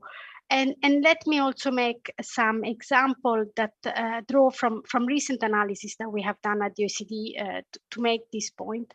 The first one is really on sustainable development goals, and I want to thank METI's support for this work that we published on industrial policies for the SDGs. And here I think an important message is that these new industrial policies have an important role to play for really leveraging the business sectors to achieve sustainable development goals. And this is something that probably hasn't been done in the past. There is an acknowledgement that private businesses have this potential to contribute to this wider set of goals, and sustainable development goals is really a broad set of goals that we have, but they still face significant hurdles in this transition, even though they might be finding it viable from an economic point of view. And so here, I think what is important that with this new, in the new industrial policies, government rely on strategies that see both the use of industrial policy tools, but also complementary array of instruments that go beyond industrial policy. And this is, I think, a nice feature of new industrial strategies more general. And let me make an example here.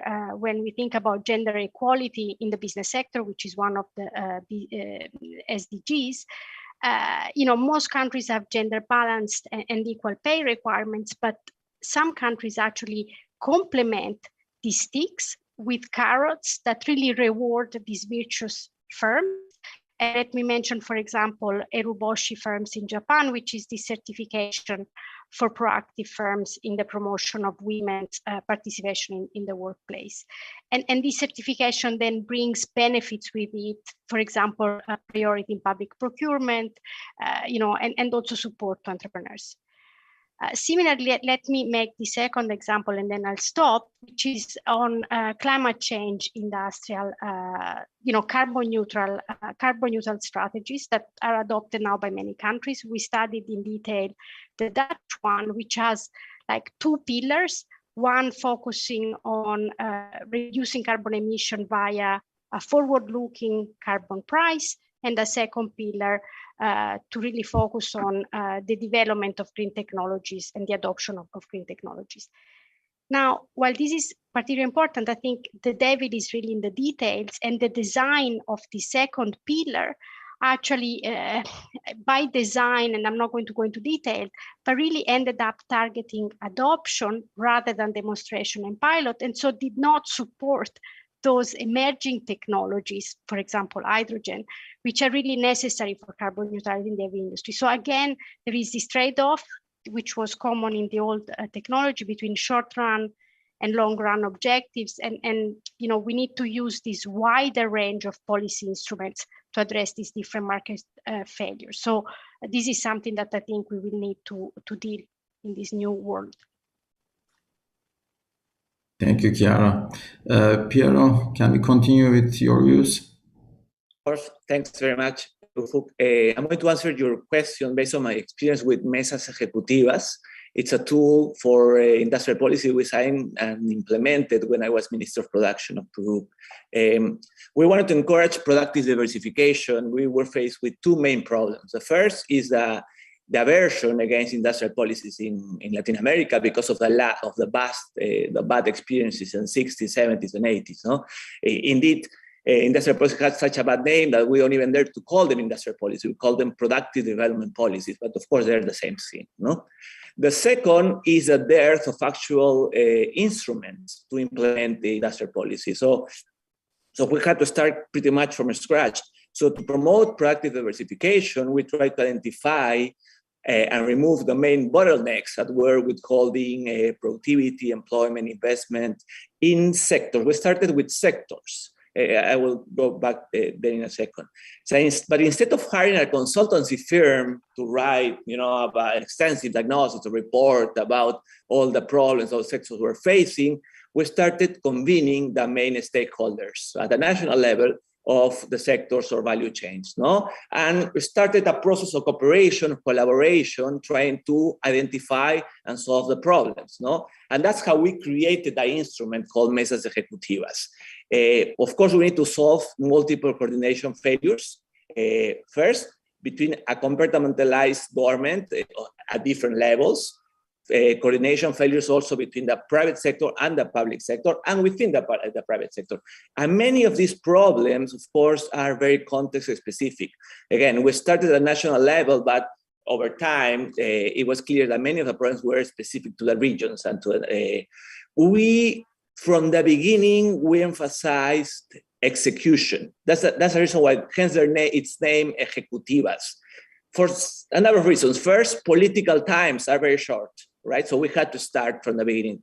Second, we knew a lot had to be learned during implementation, during execution. So instead of spending a year or two, right, trying to write a report, we started executing. We started with 3 or 4 problems with each MESA, and then establish learning cycles to make corrections based on what we learned, on experience, right? We were sensitive to avoid the mistakes of the past. First, we didn't want to solely based on industry. We knew that now there are probabilities of possibility of acquiring capabilities beyond industry, right? Modern agriculture and aquaculture, forestry, etc., is a clear sector where there's a lot of capability building possible, but it's not limited to that. The second, we wanted to avoid the mistakes that Latin American countries made, which was basically to provide tax exemptions, subsidies to compensate for lack of productivity. What we wanted to do, we wanted to make the sectors better. So we wanted to provide the public goods and services to help the sectors. And beyond everything, we wanted to really solve these coordination failures that were making the sectors less productive, right? And third, we wanted to do something that was consistent with our limited government capabilities. We could not start, we are not Singapore. We could not start with a big bang approach. So we started small and built based on that, right? The mesas are neither top down nor bottom up, It includes actors on the ground that know their problems. Many times they don't know their solutions, but they know their problems. And when the problems cannot be solved at a more local level, we bump up to high-level authorities that have convening capabilities. They can allocate budget. They can resolve. They have a capability to resolve conflicts, etc. We did not start with a blueprint about Mesas Ejecutivas we had to carry out. Actually, we only started with some ideas on public management, and Mesas is what it worked in practice. Over the past years, and mesas have survived since I left government, mesas have solved problems, but also have learned to solve problems. And that's very important. It has generated significant capabilities in the public sector, in the private sector, and above all, has generated the capability to coordinate. And as I mentioned earlier, we started mesas at national level and have become increasingly regional. At this point, nobody really questions the need to do this sort of productive development policies, modern industrial policies, etc. in Peru, and I would say in the region. Based on the Peruvian experience, last week, the Chilean government has launched Mesas Ejecutivas trying to address some of these issues as well, right? Moving beyond purely horizontal problems. My last point, perhaps the most critical lesson for me is that a weak government from a middle-income country that is very politically unstable, we had 6 presidents in 6 years, can quickly adjust norms, regulations, generate institutions, and responding to changing conditions, right? In other words, we can do what people think governments can actually do. So that's it. Thanks very much. Thank you, Peter. Hamaguchi Nabugati.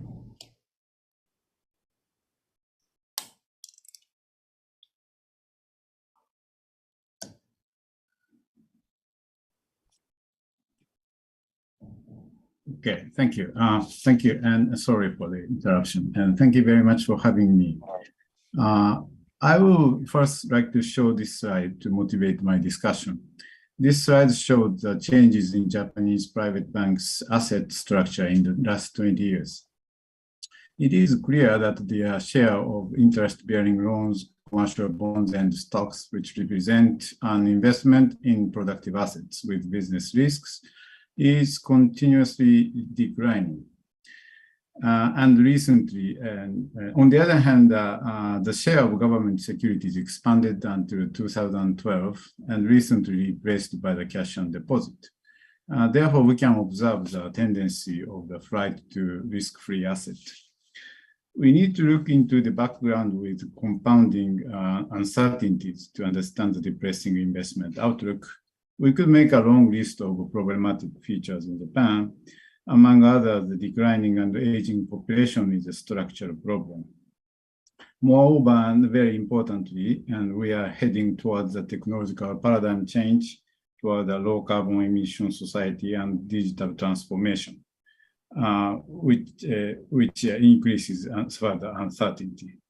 So the question is in the middle of the hyper uncertain climate, is there any way to redirect financial resources to productive risk capital, moving them away from risk-free assets? So it is not really clearly possible to give a precise answer to this question, but I'd like to develop my argument that if we take a holistic approach, the industrial policy will help to mitigate uncertainties and coordinate a direction of investment. This diagram on the right side of the second slide summarizes my research on Brazilian industrial policy. Although the research was in a specific country, this conceptual framework has a generic applicability, I believe. It is essential to have competent execution organs with high skills in analysis, evaluation, and communication. At higher level, there are political and external domains. The direction of industrial policy must be guided by the correct understanding of the current and the future trend in technology and the global market. This knowledge must be shared within the operational domain of execution organs, ministries, and business firms. Industrial policy is also directed by political decision, which set their priority best suited to the public interest. So my argument is to involve politics rather than avoiding them.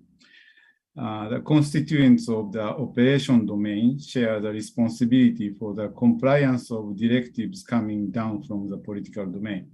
Therefore, both the democratic process in the political domain and the transparency in the operational domain are essential.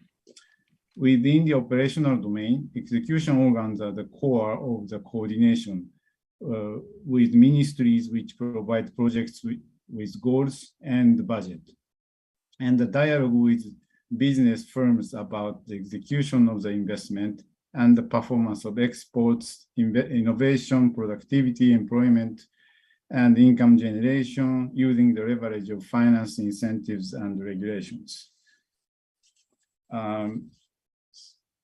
Okay, but we cannot plan everything from the beginning, right? So it is, I think it's very important to have this sort of the communication feedback loop through which we can continue revising goals and process and scale up particular programs. Okay, that's all I have to say right now. Thank you. Hirai? Thank you for giving a chance to comment on that. So first, I would like to say that I really like the comment of Carol-san, and then we are keeping aware of that or keep away from the mistake of the grandpa's industrial policy, but we should be aware of that we are not living in a grandpa's economy. Yes, totally, I agree. And then from that context, I would like to stress the importance of the policy coordination among the like-minded countries. Maybe I don't think it takes a long time of the explanation of that the international policy coordination is needed to achieve the carbon neutral society. Of course, how hard we try to achieve the carbon neutral society by such as hydrogen industries, it would mean nothing if the key emission country keep using very cheap coal-fired power stations. But not only for that, but also for the implementation stage. In order to make the private company to believe the importance or the effectiveness or the righteousness of investing so much money on those hydrogen technology, they have to believe there should be a big market over there. And then without maybe having the same narrative among the big countries, they wouldn't believe there will be a big hydrogen power market. Then they would lose the justification for the such a big money's investment in the hydrogen technology. We cannot have a good explanation for that justification of the investment to the stakeholders. So for that reasons, maybe if we are in the same story of the carbon neutral society has to come by 2050, like even in the implementation stage, such as hydrogen technology is seriously needed, then those at least the such a policy coordination among the country who believes in that story has to have in order to achieve that kind of goals. So from every folds, I think the such a policy coordination is more needed because we are not living in the 1950s and 60s. Such maybe the or each country's dependencies over trade, mutual investment is quite low among that time. But we are, which is very good or bad, we are living in a world that we are in a mutually depending on, which makes it a little bit difficult for us to achieve the safe and independent supply chain. But this is a fact. This is the reality we have to tackle. So for in every sector, in order to achieve that goals, we need more serious policy coordination. That is the thing our new industry policies to be effective. So that the aid of the policy coordination is essential. So that's the comment I would like to say to you. Thank you very much. These were excellent remarks. So I would like to make some observations before I move on to my next question. We talk about industrial policy, but also from my own experience in my research, the world is very different in the developed countries versus developing countries. I mean, in developed countries, the problem is the firms are too big, and in developing countries, the firms are too small. And Carol made an excellent point, which is, the use of data now is changing the dynamics, and the industrial policies that were implemented since 80s, I think, led to these increased size of firms in the US.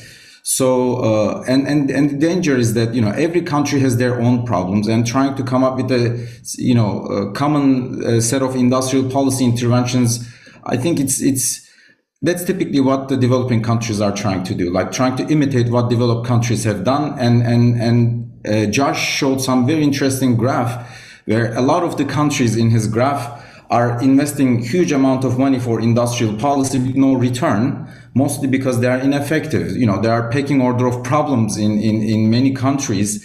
And that's why, you know, it's like, I feel like, you know, industrial policy is, you know, everybody has a headache, and then you try to imitate what others are using as medication, but everybody has a different problem that causes the same headache. And that's why I think, you know, each country needs to really examine its own data and should make it more available to researchers, to policy institutions to analyze and understand the symptoms. It's like giving a blood test, or, you know, getting an X-ray when your body has some problems.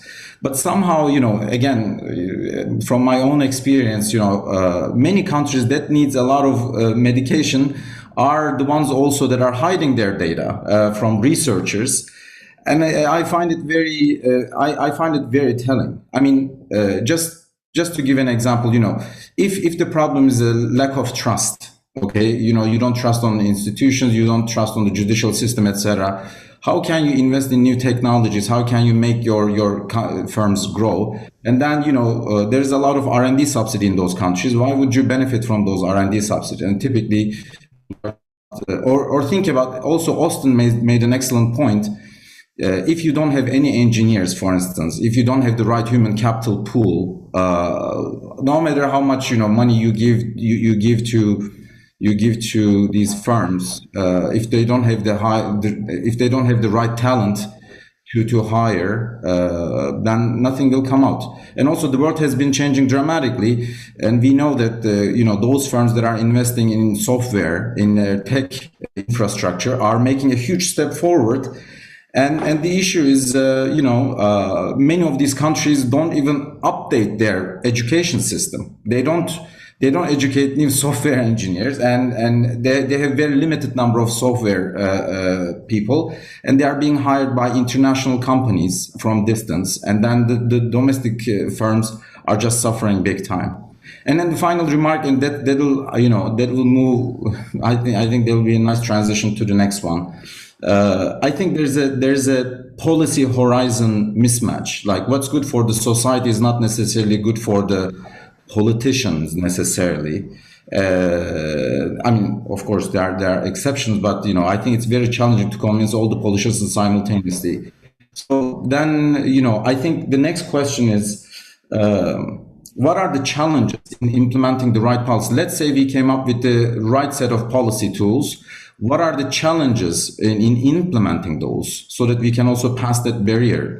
Can I start with Piero on this question? Of course.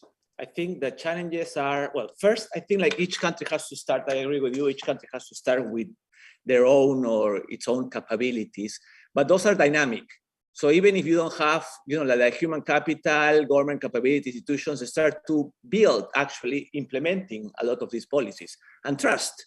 The public sector and the private sector mistrust each other. When they work together and collaborate, they start to build trust. So I would say that's a dynamic situation.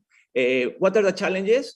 From my point of view, to escalate, because it's easy to get, right, some interesting, you know, solutions or examples, but the question is whether you are able to do it at a nationwide level, right? That's so, because modern is much easier. There's a reason why people reduce taxes or protected sector. It involves a lot of less transactions. When you want to really solve problems and coordination failures, you need to do a lot of transactions. And so that's very involved in terms of capacity. So to escalate is hard. So we need it, in a way, we need like hundreds of mesas to put it, no? Second, I don't think, at least in Latin America, there hasn't been a clear, and I think it's a little different in the developed countries, but there hasn't been a clear commitment from finance ministries to really support industrial policy. It still is a little bit marginal in terms of thinking sectorial policies, not really a big, right, development bet, no? And of course, the last thing is what you are saying about the times. The resolution of these problems requires perseverance, so it requires time. You don't solve these problems in a couple of years. It requires perseverance, and the political cycles are a lot shorter.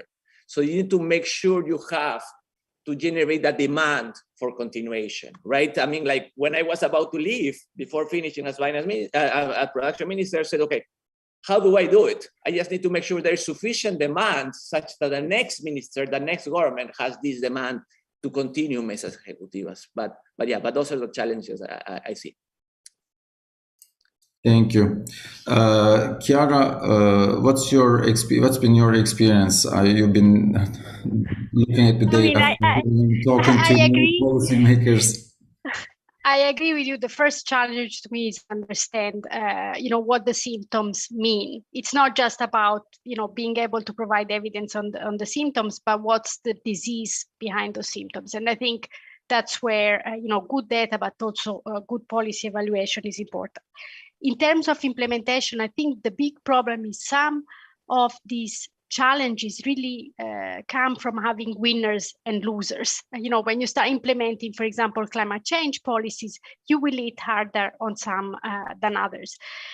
Some people will lose their jobs and so on and so forth. So there is a trade-off that governments have to make into sort of trying to please everyone and design efficient policies. And we see that when you start making a lot of exceptions, the policy often becomes ineffective, and we have seen it. We have analyzed the Netherlands on this, and it's quite hard to try to solve this trade-off between political acceptance and effectiveness of policy. The third one is something that you mentioned, and is connected to these winners and losers, which is the geographical concentration.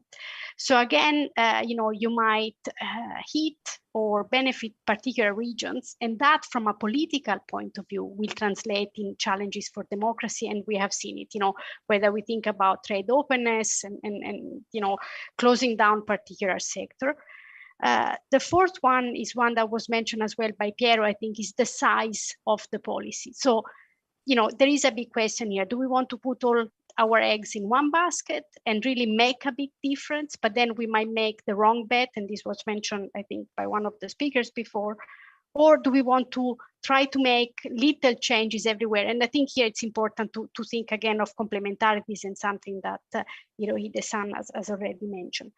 Final big challenge is exit strategies. So that's something that we never think about. You try several things. It's hard to get out of a policy once you started implementing. And that to me links very much with the argument that we need to ex ante include policy evaluation as part of a policy cycles. And I mean, let me just make an example, because we have looked at this in the case of Korea, actually, where there had been many programs to improve the performance of small businesses. But at the end, we ended up with a myriad of programs.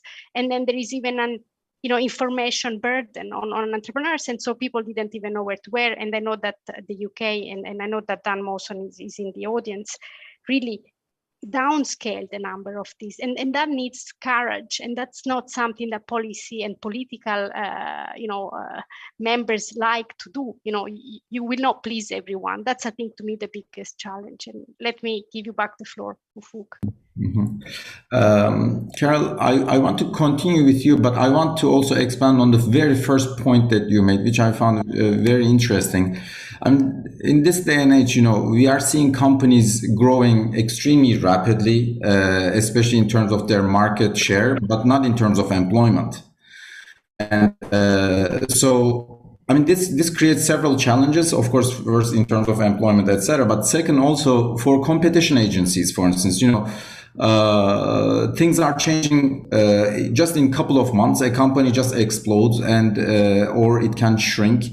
And I think, do you think the policymaking institutions or the competition agencies are dynamic enough to follow what's happening in these sectors in terms of, coming up with the right policies? And also, is the human capital inside those policymaking institutions, are they sufficient, for instance, to read the data and to process the data, to understand these firms? It's a loaded question, but just pick whatever you want to pick from this. Okay. Thank you. Yes, it's a loaded question, but I think that, let's just step back a second. if you look at the dialogue in the economics literature on, I'm really the broader dialogue, okay, on markups and loss of competition in digital area in general. It's guided. It's not guided by a framework that takes into it's grounded in reality in terms of what the costs of these firms. I'm talking about the dialogue. I don't mean the competition analyst in a particular agency. You know, there's intangible assets, data assets are not included in costs when people make these broad statements that markups have increased and are at levels that are stifling competition. They're just not. That doesn't address the employment issue and who's getting those rents. But the point is that you've got two things going on. You don't have the right framework for digital business models, number one. And number two, if you did, you would see that there's a problem with the rise of proprietary data. It will stifle competition vis-a-vis sort of the tools of innovation that were more easily copied, that drove, you know, growth in, well, the earlier waves of IT growth even. So you've got these two conflicting sort of things going on. You don't have the right framework. But on the other hand, there is a problem there.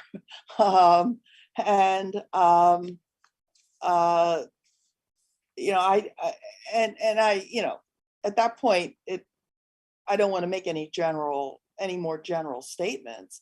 You know, it's sort of like when Intel was the giant chip maker.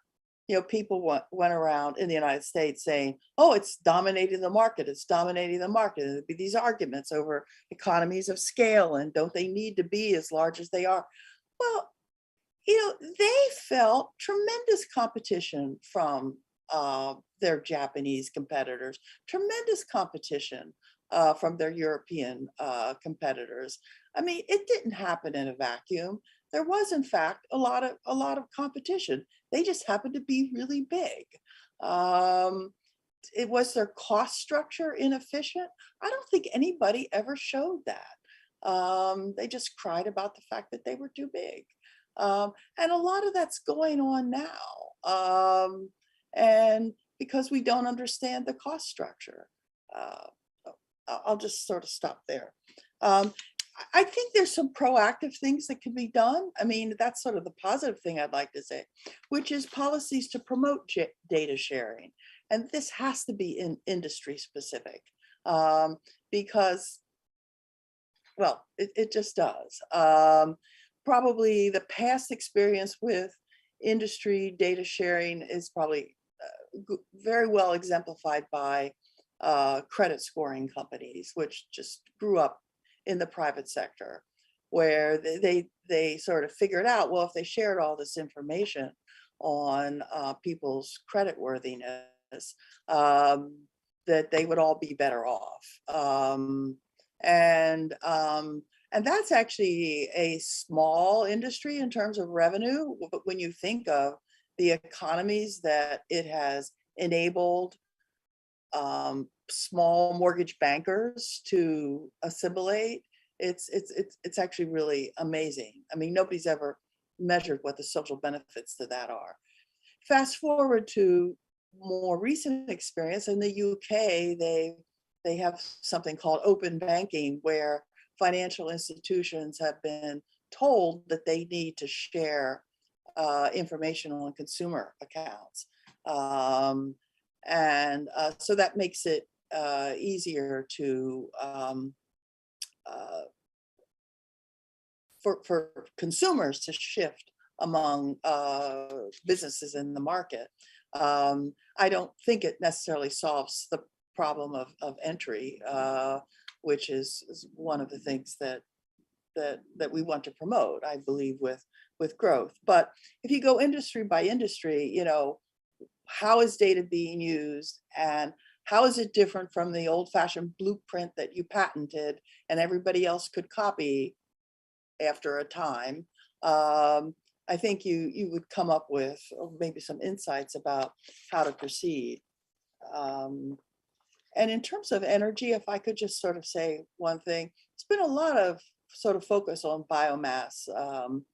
But I noticed that Mr. Hirai in his very interesting slides listed at the bottom of sort of a long list of approaches that Japan was taking was biomanufacturing. And I think that, again, for Japan in particular, any country, but you know, this is just something that they could seize upon for their own country, because they've got such an advantage there. They have an amazing academic base in the life sciences, and they could take it beyond biomanufacturing to basically synthetic biology and the whole health area. And I don't see Japanese companies being, you know, global players in the SynBio area. You know, most people aren't familiar with the names of companies in that domain, but I follow it a little bit, and they could be, because they have the academic base. So there you've got the classic valley of death between this amazing, you know, academic base, but it's just not carrying over to industry. You know, if Japan studies it, you know, try to avoid all the mistakes that Chiara listed, you know, maybe they could get somewhere there. So just an example of how every country's different. Right. Thank you. Hirai, can we continue with you first? Again, my question is, what are the main challenges in implementing the right policies, even if we come up with the right policies? And second, there's a question from the audience. Maybe you can comment on this. MITI led a very successful effort to tackle pollution in industry in the 70s in Japan. What lessons can we draw from this experience for decarbonization today? So. Okay, thank you very much for that question. So let me answer to the first question. So I interpret my current position, who is facing so much difficulties to solve all the problems daily. But let me summarize as 3 points when we implement our new industrial policies. So first is, once again, that is the head or tail of the same coins. Of the first comment I made a few minutes ago. So in this quite quickly changing geopolitical situation, international cooperation is very difficult to get as fully as we expect. So maybe free flow of the data issue, like you said, is difficult to get, and even the free flow of the goods and service, like we have enjoyed just a few years ago, is almost gone nowadays. And of course, like I said to the first question in the first session, when we face such a trade dispute, then there is not the effective way of the solving mechanism now. So such an international cooperation is once again, I would like to put importance on for our implementation of industrial policy. Number 2 is maybe like a data issue. This is maybe we don't have a good human capital or the mechanism to follow such a quick change, a dramatic change of the technology. So we have, in order to keep up with those technology, we need maybe different set of the maybe set up the education of the such as civil servants, or a new way of getting a cooperation and coordination from private sectors. Without understanding what is going on in such a dramatic technology change, like somebody said, we may be too slow to adopt the such a quick changing, maybe say such emergence of the data monopolizing corporations.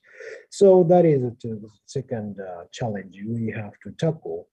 And the third is the that has something to do with the technology change, but we have to find a good way to new way of communicate with our people. Now, maybe people are more using SMS or new, digital tool rather than relying on only TVs or radios or newspapers. And then the people are using SNS, and then maybe division of the opinion is widening because of the using of such a SMS.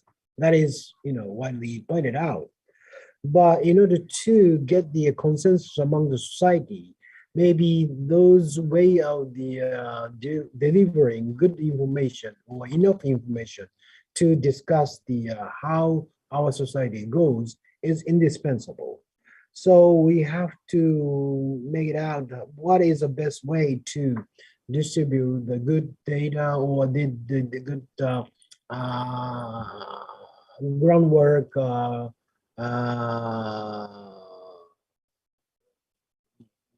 the statistics to the people to understand the problems. So that is the things we are seeing some problems, or we feel the necessity to explore a new way of the communication with the people. That is the first part of my answers. And second part is the, what was the question? I'm sorry. You asked me the question from the floor that is. There was a question about that MITI led a very successful effort to tackle pollution. Okay. Okay. Okay. In 1970s, not only METI, but also the all Japanese government has tackled that the conventional pollution problems by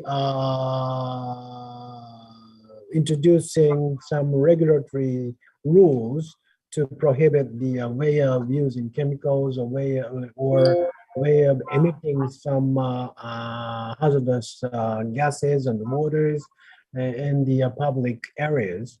But also we encourage the develop R&D in the new technology to tackle those problems at the same time. So we are we are sort of in the frontier of those tackle of the such a very bad pollution problems. But because of the such a huge pouring the political resource on that, then we have tackled that the problems and pollution problems in domestically, as well as succeeded in producing good technology or good product to tackle all those problems. And that is the thing we would like to make it happen again in this more wider or bigger or deeper externalities issues of the carbon neutral thing. But maybe not only the Japanese, the success story or the only one country's trial or efforts is not enough to overcome such a bigger carbon neutral issues. So we have to redouble or triple the efforts with the help of the foreign countries. And once again, in order to do this, maybe we need more national budget to see the success of those policy implementation. But in order to persuade our people to use such a huge money, maybe all those efforts doing simultaneously in foreign country, at least like-minded countries. Otherwise, we cannot succeed in persuading the people to use that huge political resource in those areas, because it is very difficult to see. It is not visible. So that is a thing we have to, we need to do, facing those big challenges. Am I make it clear? Thank you. Nobuaki, so when we look at the industrial policy interventions, we see a lot of emphasis. You can also go back to, for instance, reunification of Germany at the time. There was too much emphasis on, preserving employment rather than making a successful transition to new technologies and eliminating, for instance, unproductive firms. But there's always the tendency of keeping these unproductive firms alive, because in the short run, that's what's going to preserve the employment. But of course, the optimal thing for the society could be, let the firms disappear and use the resources to invest in something that's going to pay off in the future. So that's why, for instance, subsidizing or channeling money to new technologies could be a better way to spend the money than keeping the existing firms alive. Likewise, again, revolutionizing or changing the education system, upgrading the education system is also something that's going to pay off in 6 years, 10 years probably. It's not going to be immediate.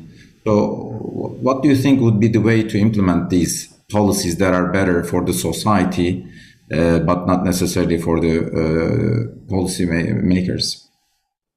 Okay, perfect. What I would like to say is there are basically two essential things that to implement the industrial policy. First is the high-skilled human resource in executive organs, like a ministry and bureaus and departments of the Ministry of Industry and Trade of Japan. Okay, so what they do is to analyze the data, and then policy making, which is to operationalizing the broad concept coming from the social demand. So like you said, there will be always a social demand, which is politicians are already sensitive to that. Like you said, increasing the employment or decreasing the inequality and such. But this demand cannot be executed directly. So the task of the execution organs is to operationalizing those things into projects and programs, right? So this requires a very high skill techniques. And also all these execution organs requires a communication skill with the related institutions and also the business. So this sort of high-skilled human resource is essential for the execution of the industrial policies. So I cannot say all the country has this kind of resources, but every country could depend on sort of knowledge transfer or technical transfer from other countries for such skills. One country cannot teach what to do to other countries, but they could show how to build such kind of skills in execution organs, and so this skill component could be more, probably transportable from one country to another rather than a policy package itself. And of course, other requirement is the money. So without money, no industrial policy, it is clear. So at the same time, the international cooperation will be effective in terms of money too. So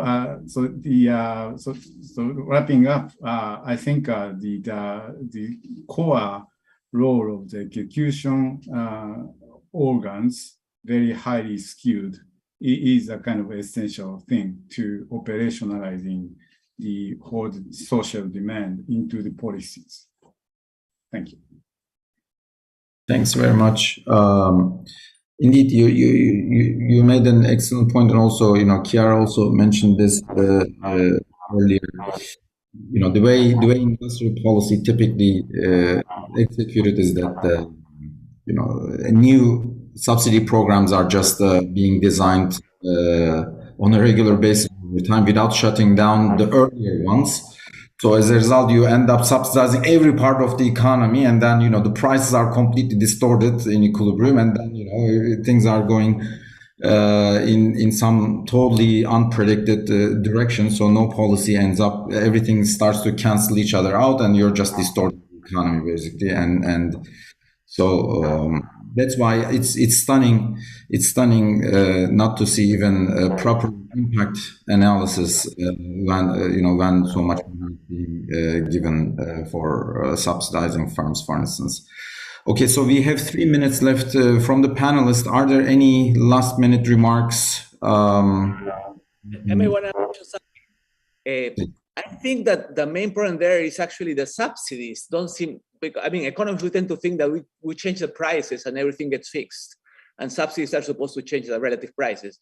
What we are doing here really is not going to the real problem, which is these coordination failures. They need to be fixed with a different sort of policy. So the solutions for these problems is not to hire a consultant and to provide subsidies. You need to go much deeper than that. So the problem is not just that you are giving subsidies to everybody, but that the problem, not even if you are giving the right subsidies, you are solving the problem. Right. Any final comments? Perhaps one thing to add what Carol was saying, and I think Carol made a very good point, focusing on sectoral needs. I think one point that is important as well, that new industrial policy is also starting to think more about ecosystems. And we mentioned, Carol mentioned the role of universities, but also the role of suppliers and customers, and the competition and the business dynamics that is going on, in supplying sectors and in, downstream sectors. That's particularly important. And, that, plays a bit in what you were saying. If you see a lot of concentration in supplying sectors, that puts customer in dangers. But even more importantly, I would say, when you have a large client and you're really dependent on that really creates issues. So I think that's this ecosystem and how it interacts and the governance of this ecosystem is particularly important, I think. Absolutely. Okay, so this brings us to the end of our panel. So I would like to thank all the panelists for their really great remarks. And thanks again for everyone for staying till now. So for the closing remarks, I now give the floor to Yano Makato. Well, thank you very much. Thank you very much for this wonderful conference and the insightful presentations and discussions. Before I start my closing remark, I would like to start with a very sad news. Probably some of you have heard about it, but Professor Del Jorgensen has passed away yesterday. Since the start of the our institute, RIETI, in 2001, Dale has helped us enormously and guided us towards a path towards the International Policy Research Institute. With this wonderful conference as a starting point, we are determined to pursue further the road Dale has led us to.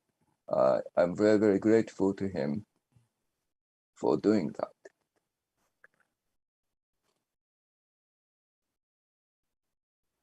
Well, my thought about today's conference is that the world is, everybody agree, I think, is now facing huge economic and geopolitical issues, including global warmings and supply chain resilience.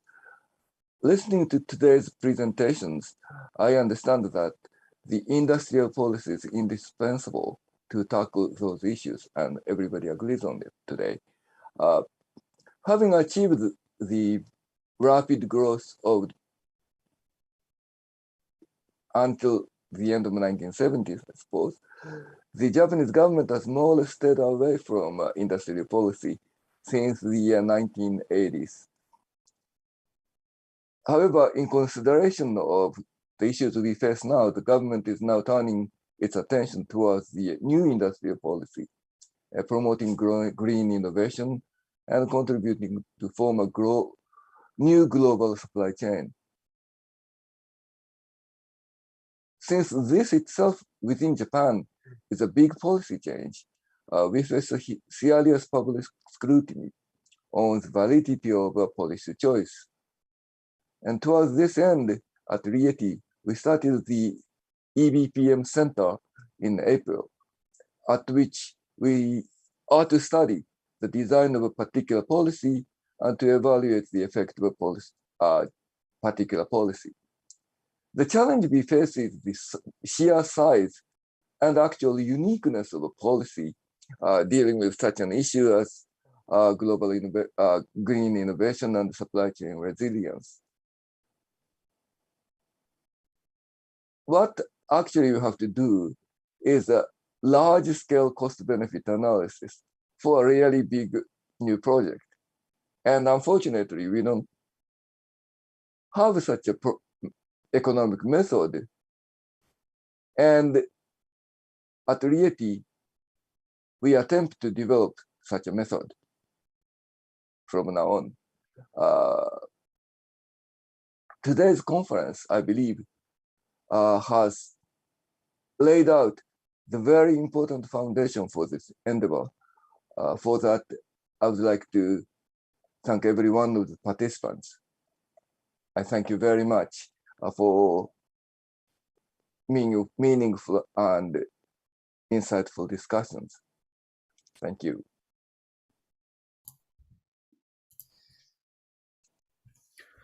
Thank you, Chairman Yano. And thank you very much for all of speakers. This concludes the IEA-METI-RIETI conference on new thinking on industrial policy. We sincerely hope that the viewers enjoyed the presentation and discussions, and we appreciate your cooperation in answering the questionnaire. Thank you for watching.